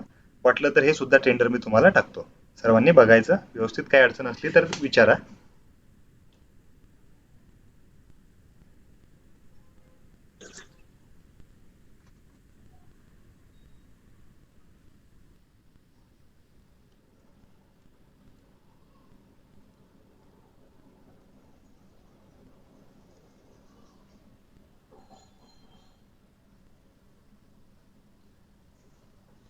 तर जीएसटी बद्दल तर सर्वांना डिटेल्स मध्ये मी सर्व गोष्टी सांगितली. त्यानंतर दुसरा विषय आहे, जीएसटी काढल्यानंतर ज्यांना जीएसटी नाही आहे त्यांच्यासाठी तर आपण टेंडरचं सॅम्पल दाखवलं की विदाऊट जीएसटी तुम्ही कसं टेंडर भरू शकता किंवा कुठल्या गोष्टी तुम्ही बघायच्या आहे की ज्यांना टेंडर आपल्याला मिळायला पाहिजे. ज्यांना जीएसटी साठी अजून एक अट आहे, सर्वांनी कंपोजिशन स्कीम समजावून घ्या. जीएसटीची एक कंपोजिशन स्कीम आहे की जी फक्त जे लोक सर्व्हिस करताय, मॅन्युफॅक्चरिंग करताय, याच्यासाठी जीएसटीचे वेगवेगळे कंप्लायन्स आहे. काही जण काय करताय, फक्त जीएसटी नोंदणी करायचं म्हणून जीएसटी नोंदणी करताय, पण त्याचा विशेष काही फायदा होत नाही. तर जीएसटीची कंपोजिशन स्कीम अगोदर समजावून घ्या. ज्यांचा टर्नओव्हर 1.5 कोटीच्या आसपास असेल किंवा ती लिमिट क्रॉस होत नसेल त्यांच्यासाठी जीएसटीची कंपोजिशन स्कीम असते की जेणेकरून तुम्ही कमी याच्यामध्ये सुद्धा टर्नओव्हर तुमचा कायम राहील, पण तुम्हाला जास्तीत जास्त तिथून सुद्धा रेव्हेन्यू जनरेट करता येईल. पण त्या स्कीम मध्ये बऱ्याच काही गोष्टीच्या अडचणी आहेत, तुम्हाला आयटीसी वगैरे मिळत नाही. त्यासाठी अगोदर आपण जीएसटीच्या ज्या काही बेसिक्स गोष्टी आहेत त्या शिकल्यानंतर आपण त्या गोष्टीकडे वळू, जेणेकरून मला तुम्हाला त्या डीप मध्ये सांगता येईल. आता जीएसटी आणि टेंडर या दोन्ही गोष्टी मर्ज मध्ये जर कोणाला काही प्रॉब्लेम असतील तर मला विचारा. नाही सर. त्यानंतर अजून जीएसटी आणि जो काही स्टार्टअपच्या माध्यमातून ज्यांना हे करायचंय, ज्यांनी नोंदणी केली नाहीये पण ज्यांना असं वाटतं की एक पार्टनरशिप फर्मच्या माध्यमातून व्यवसाय करायचा आहे, तर त्यांनी स्टार्टअप इंडियाचं जर रजिस्ट्रेशन केलं तर त्यांना पूर्णपणे शासकीय टर्नओव्हर आणि अनुभव सुद्धा त्यांना माफ होतो.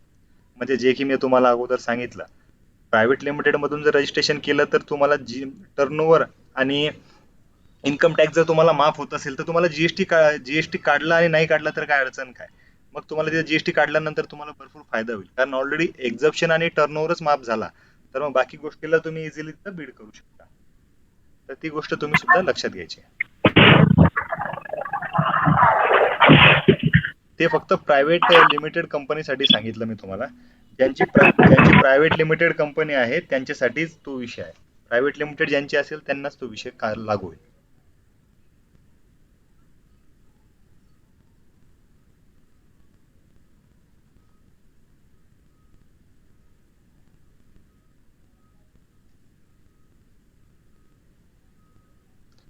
नाशिकचं टेंडर सर्वांना लक्षात आलं? नाशिकच्या टेंडर मध्ये मूळ काय गोष्टी सांगितलेल्या आपण? हो सर. हो सर. तर त्यामुळे जर नोंदणी केली नसेल जीएसटीची तर अगोदर खबरदारी घ्यायची, कारण जीएसटी काढल्यानंतर वेळोवेळी रिटर्न फाईल करा. रिटर्न क्लेम करा. ह्या सगळ्या गोष्टी जर तुमच्याकडनं जर तुम्हाला होत असतील तरच जीएसटी नोंदणी करायची आहे. नाहीतर जीएसटी नसला सुद्धा तर आपण चांगल्या पद्धतीने व्यवसाय करू शकतो. हे सर्व जणांनी समजावून घ्यायचे. त्यानंतर ज्यांनी जीएसटी नोंदणी केली तर त्यांनी काय करायला पाहिजे? ज्यांनी जीएसटी नोंदणी केली त्यांनी सर्वात अगोदर आपल्या सेलकडे लक्ष द्यायचं आहे. ज्यांची आता नोंदणी झालेली आहे आणि त्यांनी आता कुठंतरी आपला व्हिडिओ बघताय आणि त्यांना वाटतं की आता नोंदणी केली, मग मी आता काय करायला पाहिजे? आता समोर त्याला प्रोसेस करायला पाहिजे की नाही, किंवा समोर मी काय करायला पाहिजे? तर आता काही जीएसटी डायरेक्टली बंद करायची गरज नाही. तो जीएसटी तसा कंटिन्यू ठेवायचा आणि जे काही शासनाची कामं असतात त्यापेक्षा शक्यतो प्रायव्हेट कामामधून अगोदर टर्नओव्हर करायचा आहे. कारण टर्नओव्हर शिवाय जीएसटी आपल्याला काहीच फायद्याचा नाहीये. ज्यावेळेस तुम्ही टर्नओव्हर करणार त्यावेळेसच आपल्याला जीएसटीचा मूळ फायदा आपल्याला घेता येईल. तर ती गोष्ट सुद्धा तुम्ही लक्षात घ्यायची.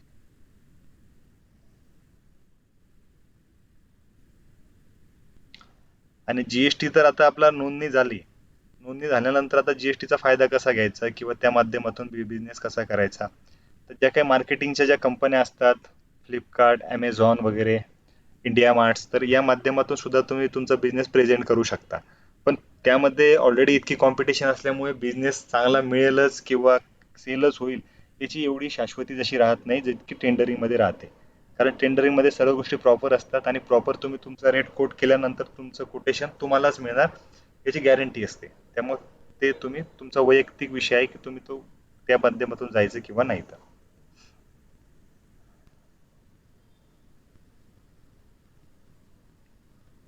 सर इंडिया मार्ट वरती माझं रजिस्ट्रेशन केलं सर मी गारमेंटचं, तर त्यांनी पण मला जीएसटी मागितला होता सर. हो, मग त्यासाठी सजेस्ट करतोय की त्यांना जीएसटी देणं कंपल्सरी असतो आणि जीएसटी शिवाय तुमची रजिस्ट्रेशन करत नाही. कारण तुमच्याकडे जीएसटी असल्याचा त्यांना सुद्धा फायदा असतो. हो सर, म्हणून मग मी केलंच नाही सर रजिस्ट्रेशन त्यावरती. नाही, जीएसटी शिवाय ते नोंदणी जी आहे तुमची ती व्हॅलिड होत नाही. तुम्ही ॲमेझॉनला करा, स्नॅपडील वगैरे जेवढ्या काही वेबसाईट असतील त्या सर्वांना जीएसटी नोंदणी करणं कंपल्सरी आहे. तुमचं नोंदणी सर्टिफिकेट असल्याशिवाय ते तुम्हाला पूर्णपणे व्हेरीफाईड प्रोफाईल तुमची बनवत नाही. नाही.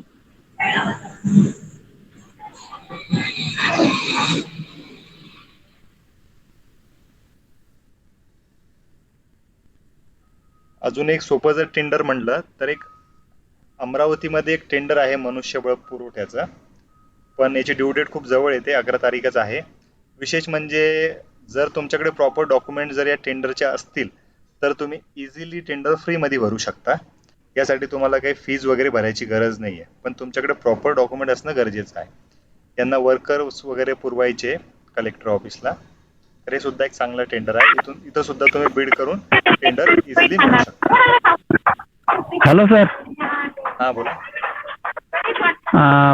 औरंगाबादच्या माणूस अमरावतीला भरू शकतो का सर टेंडर? कुठेही भरू शकता तुम्ही पूर्ण महाराष्ट्रामध्ये. बरं बरं, ठीक आहे. सर्वांना टेंडर दिसतंय? हो हो, दिसतंय सर. हो सर. हो दिसतंय सर. जर तुमच्याकडे एवढे डॉक्युमेंट असतील हां हां.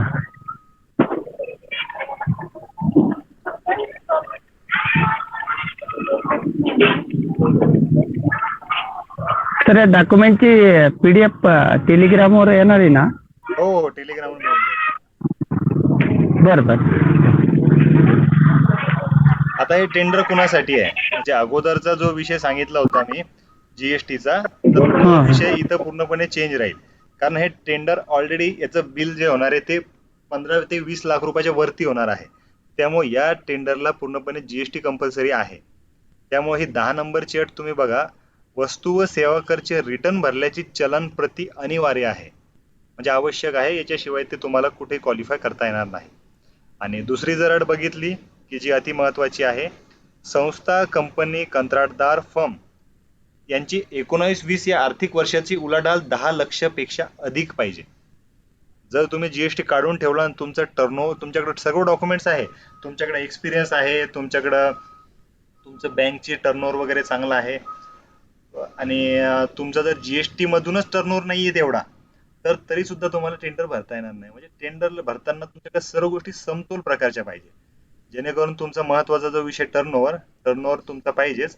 आणि टर्नओव्हर झाल्यानंतर तुम्हाला पूर्णपणे जे काही जीएसटीचे चलन्स आहे ते चलन्स तुम्हाला सोबत जोडायचे.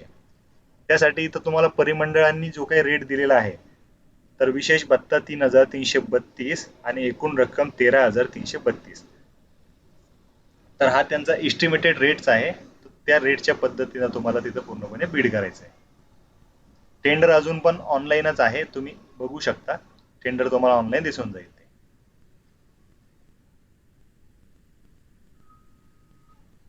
तर जीएसटीचा महत्वाचा हा विषय मी तुम्हाला सांगितला. जर तुमच्याकडे नोंदणी आहे तर नोंदणी असल्यामुळे तुम्हाला फायदा असा आहे की तुम्हाला जास्तीत जास्त काम मिळण्याचे चान्सेस असतात. कारण नोंदणी असल्यामुळे तुम्हाला 20 लाख रुपयाच्या वर काम तुम्ही करू शकता. कारण जास्त टेंडर्स ऑलरेडी जे असतात ते 20 लाख रुपयाच्या वरच असतात. कारण तुम्हाला हा विषय लक्षात असेल की 3 लाख रुपयाच्या आतमध्ये सर्व ई कोटेशन असतात. ते कोटेशन आणि दरपत्रकच आपण भरू शकतो. त्याचं कारण असते. आणि 3 लाख रुपयाच्या वर निविदा असते, पण निविदेची अट सुद्धा आपण 10-15 लाख रुपयापर्यंत इझिली विदाऊट जीएसटी काम घेऊ शकतो. पण त्यापेक्षा वरचे काम जर आपल्याला भविष्यात घ्यायचे, मग त्यासाठी काही जण जीएसटी नोंदणी करतात. जीएसटी कंपल्सरी आहे तर मग तुम्ही 20 लाख रुपयाचं टेंडर बघू नका. कारण तुम्ही जर त्याला क्वालिफाय होत नसेल किंवा तुमची फायनान्शियल तेवढी नसेल तर तुम्ही 20 लाखाचं टेंडर बघायचंच नाही. तुम्ही 1 लाख ते 3 लाख रुपयापर्यंतच कामं घेण्याची कोशिश करायची, जेणेकरून ते इझिली आणि सोप्या याच्यामध्ये तुम्हाला टेंडर मिळतील.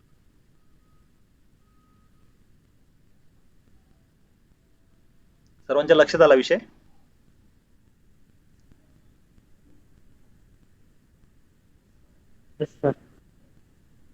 हो सर. आता तुम्हाला सर्वांना एक काम सांगतो, सर्वांना जेवढे जण व्हिडिओ बघताय त्यांना,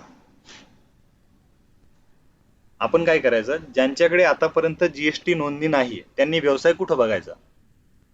व्यवसाय तर प्रायव्हेट तर बघू शकता, अडचण नाही, पण टेंडरिंगच्या माध्यमातून कुठं बघायचा? तर सर्वांना काम सांगतो कसं कसं व्यवसाय बघायचा आणि कसं काय करायचंय. काही गोष्टी आपण डायरेक्टली ऑनलाईनच्या पद्धतीनं नाही सांगू शकत, पण डिटेल माहिती असेल तर तुम्ही मला मेसेज करून त्या वेळेप्रमाणे तुम्हाला माहिती देत जाईल. काही गोष्टी डायरेक्टली सांगता येणार नाही त्यामुळे. तर बेसिक गोष्टी समजावून सांगतो व्यवसाय कसा करायचा. तर व्यवसाय कसा मिळवायचा, ज्यांच्याकडे जीएसटी नोंदणी नाही त्यांनी सर्वप्रथम एक गोष्ट लक्षात घ्यायची, आपले 3 वर्षाचे आयटी रिटर्न्स बनवून घ्यायचे. कुणासाठी सांगतोय? ज्यांचे जीएसटीचा विषय आहे त्यांना सांगतोय मी, ज्यांच्याकडे जीएसटी नाही त्यांनी. आणि सरळ सरळ जेवढे काही शासनामार्फत जे कोटेशन्स निघतात तेच कोटेशन तुम्ही यापुढे फॉलो करायचे. तुम्ही शक्यतो ऑनलाईन टेंडरिंगकडे तर वळाच. आपल्या चॅनलच्या माध्यमातून मी जास्तीत जास्त 10 लाख रुपयाच्या आतलेच काम टाकण्याचा प्रयत्न करत असतो नेहमी. तुम्ही बघत असाल, सर्वांना दिसत असेल टेंडर, तो तर विषय नाही. पण यापुढे तुम्ही काय करायचं, तुमच्याकडे जीएसटी नाहीये तर तुम्ही शक्यतो ई कोटेशन बघायचे. शक्यतो ई कोटेशन आपल्याला कसे मिळतील तेच शक्यतो बघायचे. ज्यांच्याकडे जीएसटी नाही त्यांना एक काम सांगतो मी आता, आणि ते कोटेशन्सची खात्री करू शकता, मला पाठवू शकता, किंवा आपल्या चॅनलला तसे मी कोटेशन काही टाकतो. पण प्रत्येक वेळेस सर्वच कोटेशन टाकणं शक्य नाही. तर आपल्याकडे जे लोकांचे जिल्हे रजिस्टर्ड आहेत त्याच पद्धतीचे कोटेशन शक्यतो मी बघत असतो. जसे की आता नाशिकचे काही जण होते, मग मी नाशिकचा शक्यतो तो जिल्हा जास्त फॉलो केला. तर शक्यतो तुम्ही कोटेशन्स घ्यायचे. आणि ज्यांच्याकडे जीएसटी आहे त्यांनी काय करायचं, त्यांनी सर्वप्रथम एक काम करायचं, आपल्या फर्मचा टर्नओव्हर कसा होईल हे सर्वात अगोदर बघायचं. ज्यांना भविष्यात मोठा कॉन्ट्रॅक्टर व्हायचा आहे त्यांनी हा मूलमंत्र समजावून घ्या. पूर्ण लक्ष जे कॉन्सन्ट्रेशन करायचंय ते तुमच्या व्यावसायिक टर्नओव्हरवर कॉन्सन्ट्रेट करायचंय. तुमचा टर्नओव्हर कसा वाढेल हेच बघायचंय अगोदर. तुम्ही डॉक्युमेंटच्या काही फंद्यात पडायची गरज नाहीये. अनुभव वगैरे ते सर्व मिळत राहील, त्याला काहीच करायचं नाही. सर्वात अगोदर ज्यांनी जीएसटी आता नोंदणी झाला त्यांना सांगतो, कमीत कमी दरवर्षी 10 लाख रुपयाचा सेल झालाच पाहिजे. हे लक्ष साधायचे सर्वांनी.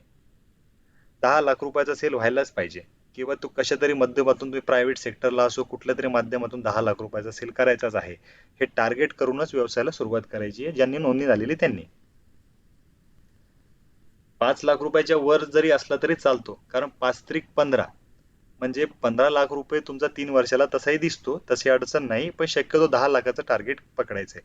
कारण असं असतं ना की ज्यावेळेस आपण जास्त टार्गेट देतो त्यावेळेस ते कुठंतरी त्याच्या 7-8-5 पर्यंत तरी पोहोचू आपण. आणि कमीत कमी 2 लाख रुपयाच्या वर टर्नओव्हर झालाच पाहिजे. जर साधारण तुम्ही तुमचा जर खर्च वगैरे बघितला तर तो त्याच्यापेक्षा जास्त होतो. त्यामुळे आपल्या फर्मवर कसा टर्नओव्हर वाढेल, तर ही सर्वांनी अगोदर तो मूलमंत्र समजून घ्यायचा. हा सांगितला मी ज्यांचा जीएसटी आहे त्यांच्यासाठीही सांगितला, आणि ज्यांचा जीएसटी नाही त्यांच्यासाठीही सांगितला. आता अजून एक तिसरा विषय सांगतो की जे या दोघांनाही, या दोन्ही गोष्टीला फॉलो करू शकत नाही, त्यांनी काय करायचं? तर ज्यांना टर्नओव्हर होतानाच खूप काही गोष्टीची अडचण येते, त्यांना एक गोष्ट सांगतो समजावून. ज्यांना शुअरिटी नाही राहत की आत्ता तर केलं, आत्ता एवढे रिस्क नाही घेऊ शकत, कसं काम करू, का हे काम कसं करायचं, पैसे कधी निघतात, किंवा काही XYZ अडचणी असतील, त्यांनी टर्नओव्हर कसा वाढवायचा, तर यासाठी माझ्याकडे काही दुसरे काही गोष्टी आहे, त्या मी ज्यावेळेस फोन करणार त्याच वेळेस मी तुम्हाला सर्वांना त्या गोष्टी समजावून सांगेल. तर ह्या गोष्टी लक्षात घ्यायच्या. अगोदर तुम्हाला सर्वांना पुन्हा एकदा सांगतो, ज्यांच्याकडे GST नोंदणी नाही त्यांनी काय डॉक्युमेंट घ्यायचे, त्यांना समोरचे मिशन पण सांगतो, तुम्ही मिशन टार्गेट काय ठेवायचं स्वतःसाठी. तर म्हणजे तुम्हाला या व्यवसायामध्ये मला कसं आणता येईल सोपं सांगतो.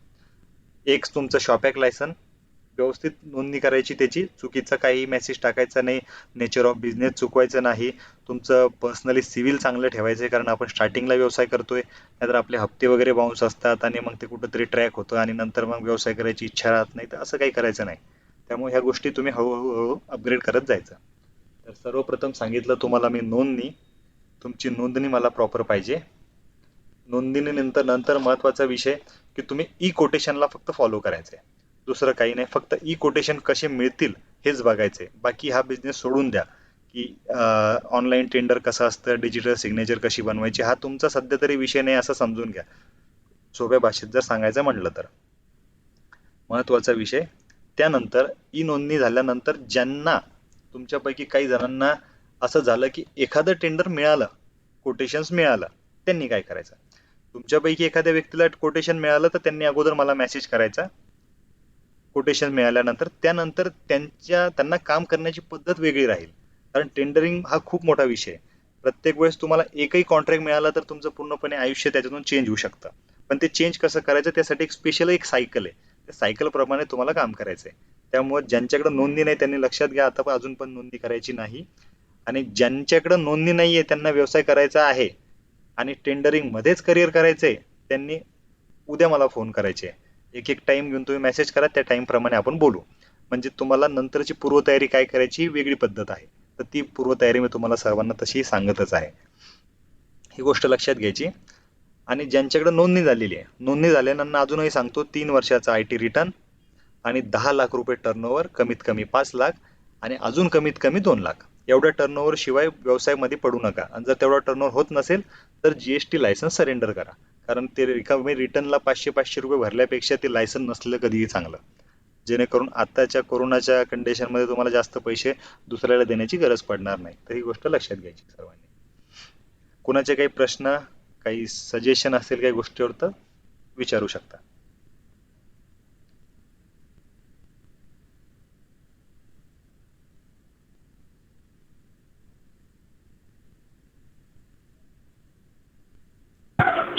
तर कोटेशन कुठून मिळवायचे?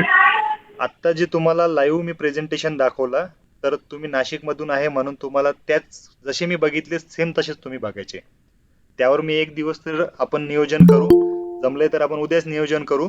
उद्या तुम्हाला पूर्ण महाराष्ट्रामध्ये कोटेशन कसे बघतात हे सर्वांना शिकवून देईल. ओके. Okay sir. अजून दुसरी कोणाची काय अडचण?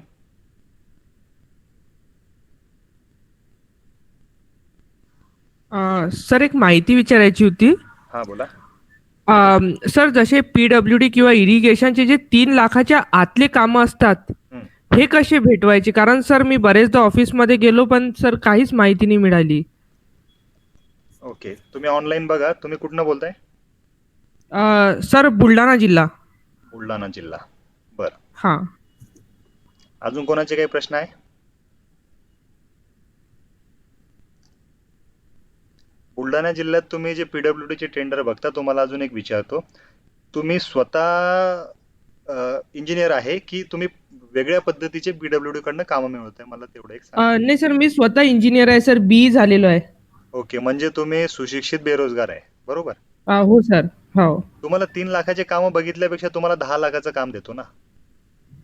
सर ते म्हणजे एकदम एवढे पैसे लावू नाही शकत सर, म्हणून छोट्यामधून करायचं होतं. बर आलं लक्षात.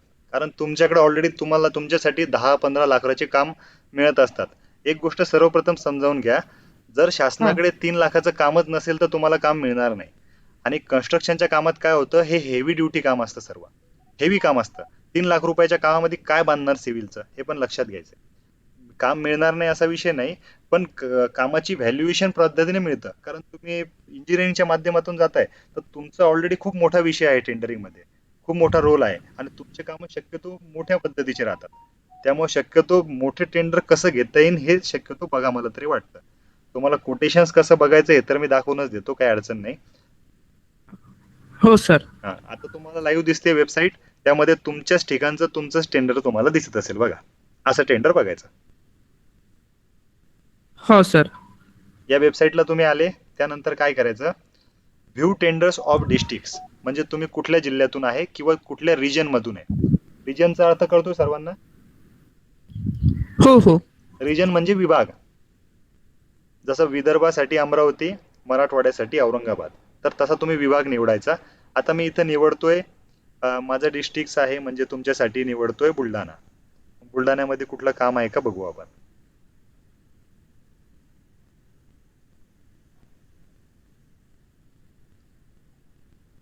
दिसतंय तुम्हाला सर्वांना? हो दिसतंय सर. तर हे बघा, दिसतंय सर. तुमच्याकडे काम आहे इम्प्रुव्हमेंट MDR खामगाव डिस्ट्रिक्ट मधलं काम आहे आणि हा विशेष म्हणजे दुसरा कॉल चालू आहे. आतापर्यंत कोणी टेंडर भरलेलं नाहीये.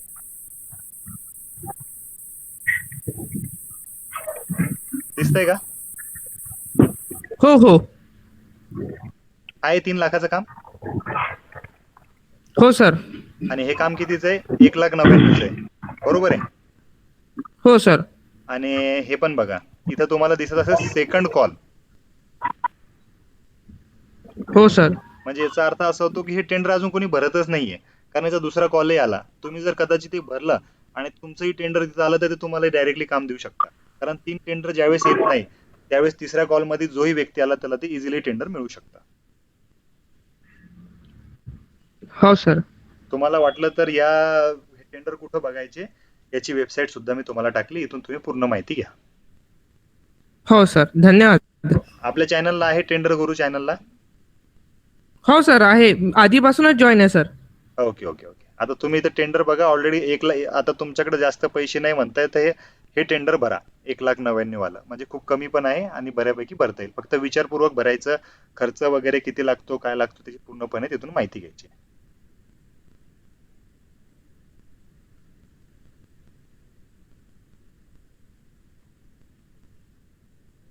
अजून कोणाचे काही प्रश्न आहे?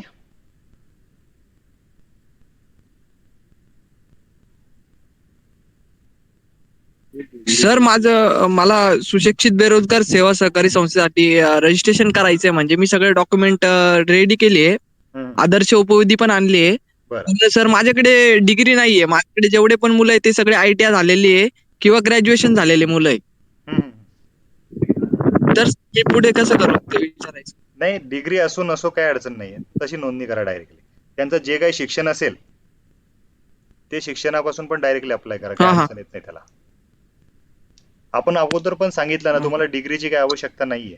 सुशिक्षित आहे, बेरोजगार आहे, बस एवढंच आपल्यासाठी खूप मोठा विषय आहे. सर माझ्याकडे सगळे ITI झालेले मुलं आहे, प्रॉपर म्हणजे 13 जण सगळे ITI झालेले आहे. ओके. आज मी ऑफिसला गेलो होतो सर, त्यांनी सांगितलं की 25% ऑफिस चालू आहे, की तुम्ही 12 तारखेला या, मग मी तुम्हाला सगळं सांगतो म्हणे पुढे काय करायचंय. मी डॉक्युमेंटेशन घरीच पेन्सिलने लिहिलेलं आहे सगळं, ते फॉर्म वगैरे जे होते ते घरी पेन्सिलने लिहिलेले त्यांना दाखवायचे. नाही, पण ऑनलाईन करताय की ऑफलाईन? ऑफलाईन करताय वाटतं. ऑफलाईन करतोय सर, ऑफलाईन. चालेल ना. तर मग आता कसं आहे, कोरोनाची सध्या परिस्थिती सांगता येत नाही की किती दिवस चालेल म्हणून, तर शक्यतो ऑनलाईन जर असेल तर बघा, नाहीतर मग ऑफलाईन प्रस्ताव त्यांच्याकडे देऊन टाका. ते त्यांच्याकडे प्रस्ताव दिल्यानंतर त्यांची तुम्ही रिसिव्ह घ्यायची, जेणेकरून ऑफिशियली तुमच्याकडनं प्रॉपर ती फाईल पुटअप होईल. इनवर्ड आउटवर्डला द्या किंवा त्यांच्या साहेब लोकांकडनं ती फाईल अगोदर व्हेरीफाईड करून घ्या. हे बघा, बऱ्याच जण कुठं चुकतात मी तुम्हाला सांगतो. मला पुणे आणि ठाण्याच्या लोकांनी संस्था रजिस्ट्रेशन केली, त्यांचा असाच फोन आला होता की त्यांची अडचण यायची, साहेब लोकांना गायडन्स नाही. पण मला असं वाटतं की ज्यावेळेस तुमची फाईल उपनिबंधकाकडे जाते, तुम्ही इन्वर्ड करून वापिस येता, नंतर ते तुम्हाला फोन करून सांगतात हे राहिलं होतं ते राहिलं होतं. त्यापेक्षा अगोदर काय करायचं, ही फाईल व्हेरीफाय करून घ्या त्यांच्याकडनं अजूनच की यात काय पाहिजे त्यात काय पाहिजे. आणि त्यांनी प्री व्हेरीफाय करेपर्यंत सर्व डॉक्युमेंट जमा करायचे आणि नंतर फायनल पंच तिथे यायचा.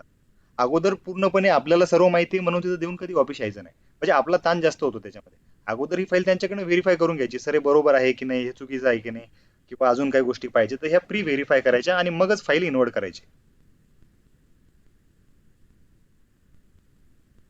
बरोबर सर. सर मी ते मग डॉक्युमेंट सगळे चेक करून नंतरच मला ऑनलाईन टाकायचं होतं, म्हणून मी ते व्हेरिफिकेशन साठी त्यांच्याकडे गेलो होतो ऑफिसला. नाही काय तसंच करायचं, कारण त्यानं काय होतं की आपलाही वेळ वाचतो आणि गोष्ट कुठली पण प्रॉपर होते. हॅलो हॅलो हा सर, ते इलेक्ट्रिकल कॉन्ट्रॅक्टरचे सुशिक्षित बेरोजगार अंतर्गत काम कसे घ्यायचे म्हणे? इलेक्ट्रिकल कॉन्ट्रॅक्टरसाठी आपल्याला थोडा अनुभव असणं गरजेचं असतो, आणि ज्यावेळेस आपल्याकडं इलेक्ट्रिकल कॉन्ट्रॅक्टरचा कुठलाही अनुभव नाहीये तर तुम्ही झेडपीला किंवा पीडब्ल्यूडीला रजिस्ट्रेशन करायचं इलेक्ट्रिकल कॉन्ट्रॅक्टर म्हणून. तिथले जे काही नोटिफिकेशन असतात, जसं की यांचा आता प्रश्न होता की 3 लाखाचे काम मला कसे मिळतील, तर त्या पद्धतीनं तिथूनही काम मिळेल आणि प्रायव्हेट टेंडरच्या सेक्शनलाही काम मिळेल. पण अट सारखीच आहे, जे की मी जीएसटीला तुम्हाला अट सांगितली आता. 3 वर्षाचा IT रिटर्न पाहिजे म्हणजे पाहिजेच, आणि टर्नओव्हर पण तुमचा चांगलाच पाहिजे. 100% तुम्हाला काम मिळतातच.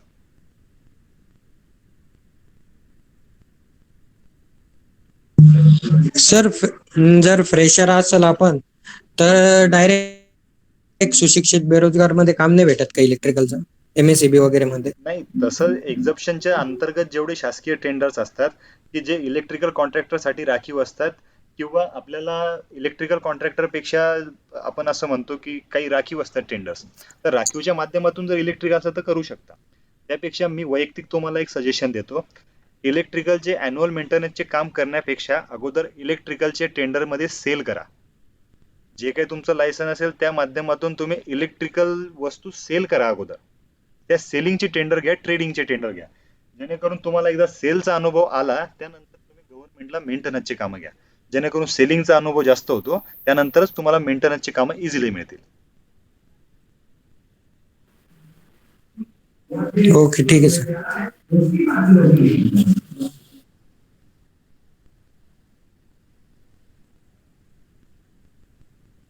सर मला ते प्रॉपर इन्फॉर्मेशन नाही भेटत आहे, मी ऑफिसला गेलो होतो. सर मी तुम्हाला कॉल करतो मग उद्या, मला थोडंफार इन्फॉर्मेशन द्या त्याबद्दल. चालेल चालेल. Okay sir. सर्वांना अजून सांगतो, सुशिक्षित बेरोजगार सेवा सहकारी संस्थेचा आपल्या ग्रुपला ऑलरेडी GR टाकलेला आहे आणि एक फॉर्मही टाकलेला आहे. त्या फॉर्ममध्ये मुख्य प्रवर्तक जर सोडला तर सर्व काही माहिती आपल्याला इझिली वाचता येते. पण प्रत्येक गोष्टीचे अर्थ आपण ऑलरेडी आपल्या पूर्णपणे व्हिडिओमध्ये सांगतोय की कुठं काय भरायचंय किंवा काही नाही करायचं. तरी उद्या पण आपण यावर थोडी चर्चा करू नोंदणीबद्दल.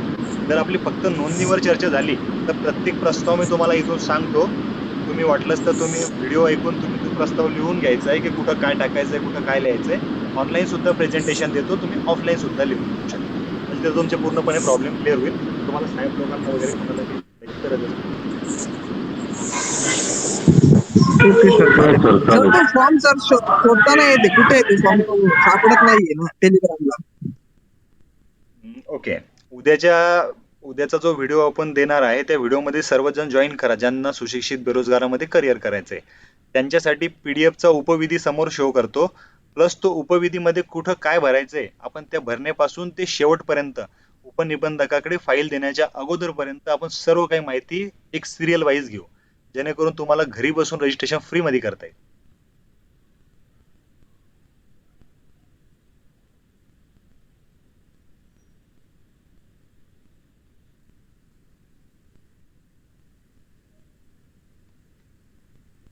हॅलो. हा बोला. हा सर, माझा एक विषय असा होता की मी टेंडर मध्ये कॉम्पीट करतोय सर सध्या, पण कुठलं टेंडरच मिळत नाही आतापर्यंत. कुठनं बोलताय तुम्ही? बस औरंगाबादवरूनच बोलतोय. कुठले टेंडर? तुमचं नेचर ऑफ बिझनेस काय आहे? माझं आवाज क्लिअर येत नाही.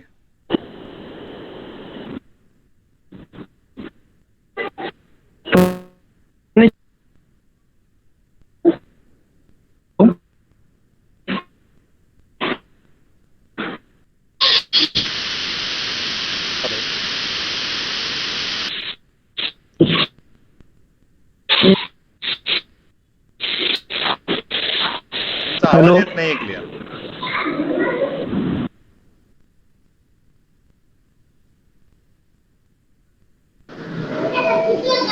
हॅलो. हा बोला बोला. तुमचा आता आवाज येतोय का आवाज? हा बोला. सर इथं थोडा नेटवर्कचा प्रॉब्लेम असल्यामुळे आवाज क्लिअर येत नाही. बर बर हम्म. ठीक आहे. तर तुमचा मला प्रश्न फर्निचर मधले छोटे छोटे टेंडर सांगा ना सर. तुमचा प्रश्न कमेंट मध्ये टाका, मी बघून तुम्हाला सांगतो. बर बर.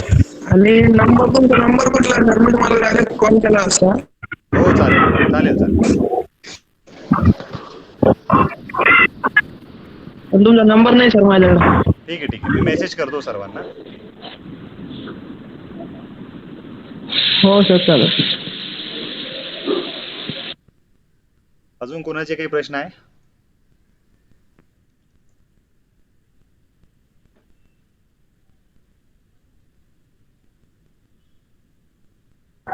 Hello sir. हा बोला. सर हे सुशिक्षित बेरोजगार संस्थेसाठी शिक्षणाची अट आहे का सर? नाही. एखादा 7वी असला तर आपण सभासद घेऊ शकतो का? घेऊ शकतो घेऊ शकतो. बरं बरं, तेच कन्फर्म करायचं होतं. हे बघा, ज्यांना लिहिता वाचता येतं तो हा. साक्षरच असतो. बरोबर आहे. हो सर. म्हणजे हो सर. असं नाहीये की शिक्षण त्याला वाचता येतं लिहिता येतं मग तो साक्षर आहे ना. साक्षर कशाला हो म्हणतात? सर. तो साक्षरच आहे, म्हणजे तो सुशिक्षितच झालेला आहे. हा नाही, पण एखादं काम जर घ्यायचं असलं तर आता हे बरेच आपले सहकारी मित्रांनी विचारलं हम्म. किंवा ITI इंजिनियर वगैरे, पण मग आता आमच्या ग्रामीण भागामध्ये नाही, घेता येईल, काही अडचण नाही, त्याला कुठलीच अडचण येत नाही. कमी नाही ना. नाही. बर चालेल सर, तेवढाच प्रश्न होता. अजून एक टेंडर धन्यवाद सर. अजून एक टेंडर दाखवतो. कोणी हा, हा. बुलढाण्यावरचे कडे कोणी जर असेल त्यांच्यासाठी एक खूप हो. म्हणजे हे खूप सोपं टेंडर आहे. आणि या टेंडर मध्ये जास्त मेहनत करायची तर गरज नाहीये. 5 लाख रुपयाचं काम आहे, इझिली घेऊ शकता. ते तुम्हाला दिसत असेल सर्वांना.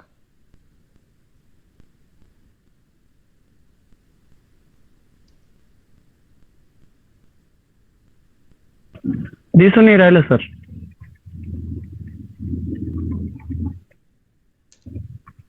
हा दिसतंय सर.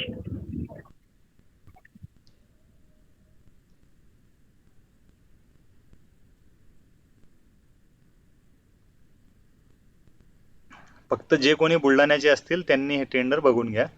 मी सर्वांना तसं टाकतोय व्हॉट्सअपला वगैरे. तर हे पण एक चांगल्या पद्धतीने फक्त झेरॉक्स काढायचं टेंडर आहे. चांगलं टेंडर आहे.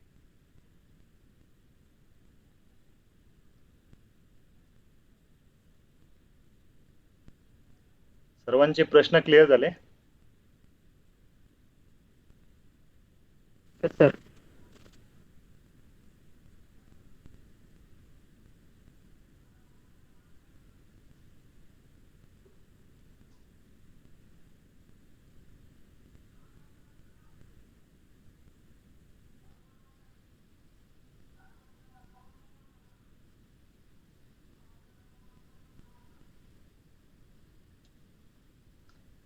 तर अजून काही कोणाचे प्रश्न असतील तर व्हॉट्सअपला सुद्धा टाकू शकता, जेणेकरून आपल्याला पुढच्या व्हिडिओमध्ये ते प्रश्नावर आपल्याला चर्चा करता येतील.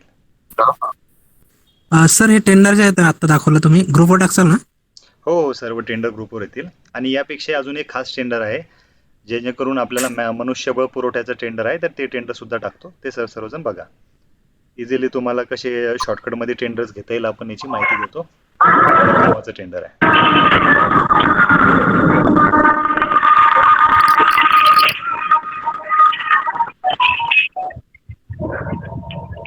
तर जीएसटी आणि जीएसटी बद्दल सर्वांचा प्रॉब्लेम क्लिअर झाले?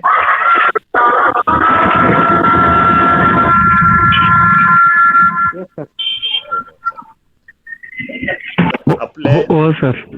ज्यांनी उशिरा जॉईन केलं असेल तर त्यांना ऑलरेडी आपण व्हिडिओ युट्यूबला देतोय. युट्यूबवरून पण व्हिडिओ बघू शकता. आणि सर्व काही PDFs आपल्या टेंडर गुरु चॅनलमध्ये ऑलरेडी टाकतोय सर्वांना. त्या सर्व जणांनी वाचायच्या. आणि एक गोष्ट आतापर्यंत लक्षात घ्या की आपल्या टेंडर गुरु या टेलिग्राम चॅनलवर जीही PDF येते तर ती PDF वाचल्याशिवाय समोर जायचं नाही. ती PDF वाचायलाच पाहिजे, कारण प्रत्येक PDF खूप विचारपूर्वक टाकत असतो मी. उशिरा येत असेल अडचण नाही, पण त्या PDF मध्ये बऱ्यापैकी काही गोष्टी असतात, कारण ऑलरेडी कित्येक टेंडर बघितल्यानंतर मी विचारपूर्वक ती PDF टाकत असतो. त्यामुळे प्रत्येक PDF तुम्ही वाचायचीच आहे. त्या PDF बद्दल जर काही अडचण असेल तर तुम्ही तिथं सुद्धा डायरेक्टली रिप्लाय देऊ शकता. सर्वांना आलं विषय लक्षात? सर्व काही विषय आपण आज क्लिअर केले. उद्याचा महत्वाचा विषय की जो खूप जणांचा प्रॉब्लेम आहे, नोंदणीचा फॉर्म भरता येत नाही, उपनिबंधकांना प्रॉपर प्रस्ताव देता येत नाही. उद्या त्यावरच आपण पूर्णपणे चर्चा घेऊ. तुमचा नोंदणीचा विषय पूर्णपणे तिथंच क्लिअर होईल आणि सुशिक्षित बेरोजगार सेवा सहकारी संस्था आपल्या चॅनलच्या माध्यमातून कमीत कमी खर्च एक 500, 1000, 2000 रुपयाच्या आतच तुम्हाला करता येईल अशी आपण व्यवस्था करू. धन्यवाद.